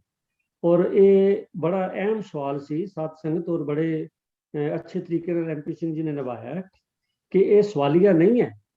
ਗੁਰੂ ਸਾਹਿਬ ਭਲਾ ਗੁਰੂ ਨਾਨਕ ਸਾਹਿਬ ਜਿਹੜੇ ਹੁਕਮ ਰਜ਼ਾਈ ਚਰਨ ਦੀ ਗੱਲ ਕਰਦੇ ਨੇ, ਔਰ ਸਭ ਤੋਂ ਪਹਿਲੀ ਬਾਣੀ ਜਿਹੜੀ ਗੁਰੂ ਗ੍ਰੰਥ ਸਾਹਿਬ ਜਪਜੀ ਸਾਹਿਬ, ਉਹ 'ਚ ਮਹਾਰਾਜ ਨੇ ਹੁਕਮ ਰਜ਼ਾਈ ਚਰਨ ਨਾਨਕ ਲਿਖਿਆ ਨਾ। ਸਾਨੂੰ ਤੇ ਹੁਕਮ ਰਜ਼ਾਈ ਬੰਦੇ ਦੀ ਗੱਲ ਕਹਿ ਰਹੇ ਨੇ, ਤੇ ਇਸ ਕਰਕੇ ਹੁਕਮ ਰਜ਼ਾਈ ਦੀ ਗੱਲ ਗੁਰਬਾਣੀ 'ਚ ਹੈਗੀ, ਨਾ ਕਿ ਸਵਾਲ ਕਰਨਾ। ਤੇ ਸਵਾਲ ਵੀ ਰੱਬ ਨੂੰ ਕਰਨਾ ਇਹ ਸੋਚੇ ਤੋਂ ਬਾਹਰ ਹੈ। ਪਰੰਤੂ ਸਾਡੀ ਤਰਾਸਦੀ ਹੈ, ਜਿਵੇਂ ਵੀਰ ਜੀ ਨੇ ਦੱਸਿਆ, ਔਰ ਮੇਰਾ ਵੀ ਤਜਰਬਾ ਹੈ, ਤੁਹਾਡੇ 'ਚੋਂ ਬਹੁਤਿਆਂ ਦਾ ਤਜਰਬਾ ਇਹੀ ਹੋਣਾ ਕਿ 90-95% ਜਿਹੜੇ ਪ੍ਰਚਾਰਕ ਨੇ ਉਹ ਸ਼ਬਦ ਨੂੰ ਇਸੇ ਤਰ੍ਹਾਂ ਪੇਸ਼ ਕਰਦੇ ਨੇ ਕਿ ਰੱਬ ਨੂੰ ਉਲਾਂਭਾ ਦਿੱਤਾ। ਤੇ ਹੈ ਬੜੀ ਹੈਰਾਨੀ ਦੀ ਗੱਲ ਜੇ ਆਪਾਂ ਧਿਆਨ ਨਾਲ ਸੋਚੀਏ ਵੀ ਗੁਰੂ ਨਾਨਕ ਪਾਤਸ਼ਾਹ ਵਰਗੇ ਜਿਹੜੇ ਆਪ ਨਾਰਾਇਣ ਕਲਾਧਾਰ ਨੇ ਉਹ ਰੱਬ ਨੂੰ ਉਲਾਂਭੇ ਦੇਣਗੇ? ਇਹ ਗੱਲ ਨਹੀਂ ਹੈ। ਪਰ ਸਾਨੂੰ ਪ੍ਰਚਾਰ ਦੀ ਕਮੀ ਹੋਣ ਕਰਕੇ, ਸਹੀ ਪ੍ਰਚਾਰ ਦੀ ਕਮੀ ਹੋਣ ਕਰਕੇ ਹੀ ਸਾਡੀ ਕੌਮ ਜਿਹੜੀ ਹੈ ਨਾ, ਜਿੱਥੇ ਪਹੁੰਚਣੀ ਚਾਹੀਦੀ ਸੀ ਨਹੀਂ ਪਹੁੰਚੀ। ਤੋ ਖੈਰ ਕੋਈ ਗੱਲ ਨਹੀਂ, ਦੁੱਲੇ ਬਹਿਰਾਂ ਦਾ ਕੁਛ ਨਹੀਂ ਵਿਗੜਿਆ। ਅੱਜ ਵੀ ਅਸੀਂ ਉਦਮ ਕਰੀਏ, ਗੁਰਬਾਣੀ ਨੂੰ ਸਮਝੀਏ ਔਰ ਗੁਰਬਾਣੀ ਨੂੰ ਆਪਣੇ ਤੇ ਲਾਗੂ ਕਰੀਏ, ਤੇ ਆਪ ਜਪੇ ਅਵਰਾ ਨਾਮ ਜਪਾਵੇ, ਇਸ ਪਾਸੇ ਚਲੀਏ, ਤਾਂ ਹੀ ਸਾਡਾ ਕਲਿਆਣ ਹੋ ਸਕਦਾ। ਸਾਧ ਸੰਗਤ ਜੀ, ਮੈਂ ਖਿਮਾ ਮੰਗਦਾ ਆਪ ਪਾਸੋਂ, 1 ਤੇ 10:01 ਹੋ ਗਏ, 5-7 ਮਿੰਟ ਅਸੀਂ ਲੇਟ ਹਾਂ ਜੀ। ਸਵਾਲ 2 ਰਹਿ ਗਏ ਨੇ, ਉਹਨਾਂ ਕੋਲੋਂ ਮੈਂ ਖਿਮਾ ਮੰਗਦਾ। ਜਿਨ੍ਹਾਂ ਦੇ ਸਵਾਲ ਹੈਗੇ ਨੇ ਉਹ ਅਗਲੇ ਹਫਤੇ ਆਪਾਂ ਪ੍ਰਾਇੋਰਟੀ ਤੇ ਲਵਾਂਗੇ ਜੀ। ਤੋ ਇੱਕ ਚੈਟ ਦੇ ਵਿੱਚ ਸਰਬਜੀਤ ਸਿੰਘ ਨੇ ਲਿਖਿਆ ਕਿ 230 ਸਾਲ ਜਾਂ 239। ਮੈਂ ਬੇਨਤੀ ਕੀਤੀ ਸੀ ਵੀ ਇਹ 230 ਸਾਲ ਦੀ ਮਿਹਨਤ ਨਾਲ ਸਾਨੂੰ ਕਕਾਰ ਮਿਲੇ ਨੇ। ਤੋ ਉਹ 230 ਇਸ ਕਰਕੇ ਸਰਬਜੀਤ ਸਿੰਘ ਜੀ ਮੈਂ ਕਿਹਾ ਕਿਉਂਕਿ 1469 ਜਮਾ 230 1699, ਕਿਉਂਕਿ 1699 ਦੀ ਵਿਸਾਖੀ ਤੇ ਇਹ ਜਿਹੜੀ ਕਕਾਰਧਾਰੀ ਵਰਦੀ ਹੈ ਸਾਡੀ, ਇਹ ਜਿਹੜੀ 5 ਕਕਾਰੀ ਵਰਦੀ ਹੈ, ਉਹ ਕੰਪਲਸਰੀ ਕੀਤੀ ਗਈ ਹੈ ਸਿੱਖ ਲਈ। ਲੋੜ ਹੈ, ਆਓ ਆਪਾਂ ਇਸ ਪਾਸੇ ਚਲੀਏ। ਮੈਂ ਫਿਰ ਇੱਕ ਵਾਰੀ ਬੇਨਤੀ ਕਰਦੇ ਹਾਂ ਕਿ ਜੇਕਰ ਅਸੀਂ ਅਜੇ ਵੀ ਇਹ ਗੁਰੂ ਦੀ ਬਖਸ਼ੀ ਵਰਦੀ ਤੋਂ ਵਾਂਝੇ ਹਾਂ ਤਾਂ ਆਪਾਂ ਸੋਚੀਏ, ਇਸ ਪਾਸੇ ਚਲੀਏ, ਸਤਿਗੁਰੂ ਪਾਸ ਅਰਦਾਸ ਕਰਦੀਏ, ਸਤਿਗੁਰੂ ਕਿਰਪਾ ਕਰਨ, ਸਾਰੀ ਕੌਮ ਜਿਹੜੀ ਹੈ ਉਹ ਅੰਮ੍ਰਿਤਧਾਰੀ ਹੋਵੇ। ਮਿਸ਼ਨਰੀ ਕਾਲਜ ਨੇ ਤੇ ਇੱਕ ਸਲੋਗਨ ਬਣਾਇਆ ਸੀਗਾ ਕਿ ਗੁਰਮੁਖ ਸਿੱਖ ਰਸਾਂ ਸਿਖਾਉਣੀ, ਅੰਮ੍ਰਿਤਧਾਰੀ ਕੌਮ ਬਣਾਉਣੀ, ਕਰਨਾ ਸਿੱਖੀ ਦਾ ਪ੍ਰਚਾਰ ਸਾਰੀ ਦੁਨੀਆ ਦੇ ਵਿਚਕਾਰ। ਉਹ ਲੋੜ ਉਸ ਵੇਲੇ ਵੀ ਸੀ, ਉਹ ਸਲੋਗਨ ਅੱਜ ਵੀ ਜਿਉਂਦਾ, ਅੱਜ ਵੀ ਲੋੜ ਹੈ। ਆਓ ਸਾਰੇ ਰਲ ਕੇ ਆਪਾਂ ਇਸ ਪਾਸੇ ਹਮਲਾ ਮਾਰੀਏ। ਦੇਖੋ, ਸਾਡਾ ਇਹ ਇਨਸਾਨੀ ਫਰਜ਼ ਵੀ ਹੈ। ਜਿਸ ਮਾਲਕ ਨੇ ਸਾਨੂੰ ਇਹ ਸੁੰਦਰ ਦੇਹ ਦਿੱਤੀ ਹੈ, ਸਾਨੂੰ ਜੀਵਨ ਬਖਸ਼ਿਆ, ਉਸ ਜੀਵਨ 'ਚ ਅਸੀਂ ਕੁਝ ਕਰਨਾ ਹੈ, ਤੇ ਉਹ ਜਿਹੜਾ ਪਰਮਾਰਥ ਦੇ ਰਸਤੇ ਦਾ ਕੰਮ ਹੈ ਨਹੀਂ ਕਰਾਂਗੇ ਤਾਂ ਉਹਦੇ 'ਚ ਵੀ ਅਸੀਂ ਜਵਾਬਦੇਹ ਹੋਵਾਂਗੇ। ਜਿਸ ਤਰ੍ਹਾਂ ਇਸ ਸ਼ਬਦ ਵਿੱਚ ਆਇਆ ਕਿ ਏਤੀ ਮਾਰ ਪਈ ਕਰ ਲਾਣੇ ਤੈਂ ਕੀ ਦਰਦ ਨਾ ਆਇਆ, ਤੇ ਜੇ ਅਸੀਂ ਵੀ ਆਪਣਾ ਫਰਜ਼ ਨਹੀਂ ਪਹਿਚਾਣਾਂਗੇ ਤਾਂ ਉਹਦੀ ਸਜ਼ਾ ਤਾਂ ਸਾਨੂੰ ਮਿਲਣੀ ਹੈ। ਸਤਿਗੁਰੂ ਜੀ ਕਿਰਪਾ ਕਰਨ ਕਿ ਅਸੀਂ ਉਸ ਪਾਸੇ ਨਾ ਚੱਲੀਏ, ਅਸੀਂ ਚੰਗੇ ਪਾਸੇ ਚੱਲੀਏ ਤੇ ਸਜ਼ਾ ਦਾ ਜ਼ਿਕਰ ਹੀ ਨਾ। ਮੈਂ ਇੱਕ ਵਾਰੀ ਫੇਰ ਦੇ ਦੀ ਰਾਜਾ ਸਿੰਘ ਜੀ, ਇੱਕ ਨਾ ਡਾਕਟਰ ਕਿਰਪਾਲ ਸਿੰਘ ਨੇ ਚੈਟ ਦੇ ਵਿੱਚ ਮੈਂ ਆਪਸ ਵਿੱਚ ਖਿਮਾ ਮੰਗਦਾ। ਉੱਥੇ ਮੈਂ ਬੇਨਤੀ ਕਰਾਂਗਾ ਕਿ ਕਿਰਪਾ ਕਰਕੇ ਤੁਸੀਂ ਇਸੇ ਤਰ੍ਹਾਂ ਸਾਨੂੰ ਆਪਣੇ ਸੁਝਾਅ, ਆਪਣੇ ਸਵਾਲ ਭੇਜੀ ਜਾਓ ਤਾਂ ਜੇ ਅਸੀਂ ਵੀ ਕਿਸੇ ਆਰੇ ਲੱਗੇ ਰਹੀਏ।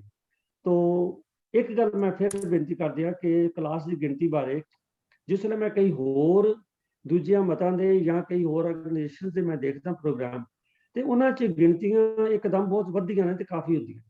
ਸਾਨੂੰ ਤੀਸਰਾ ਸਾਲ ਸ਼ੁਰੂ ਹੋ ਗਿਆ, ਜ਼ੋਰ ਲਾਉਂਦੇ ਆ ਤੇ ਅਸੀਂ ਸੈਂਕੜਾ ਨਹੀਂ ਟੱਪਦੇ ਪਏ।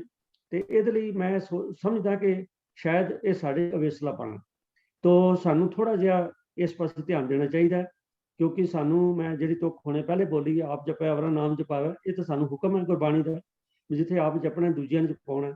ਆਓ ਕੋਸ਼ਿਸ਼ ਕਰੀਏ ਵੀ ਇੱਕ 2-2 ਸੱਜਣ ਜਿਹੜੇ ਨੇ ਆਪਾਂ ਇਸ ਮਹੀਨੇ ਹੋਰ ਨਾਲ ਲਾਈਏ ਤੇ ਗਿਣਤੀ ਨੂੰ ਕਿਰਪਾ ਕਰਕੇ ਅੱਗੇ ਵਧਾਈਏ।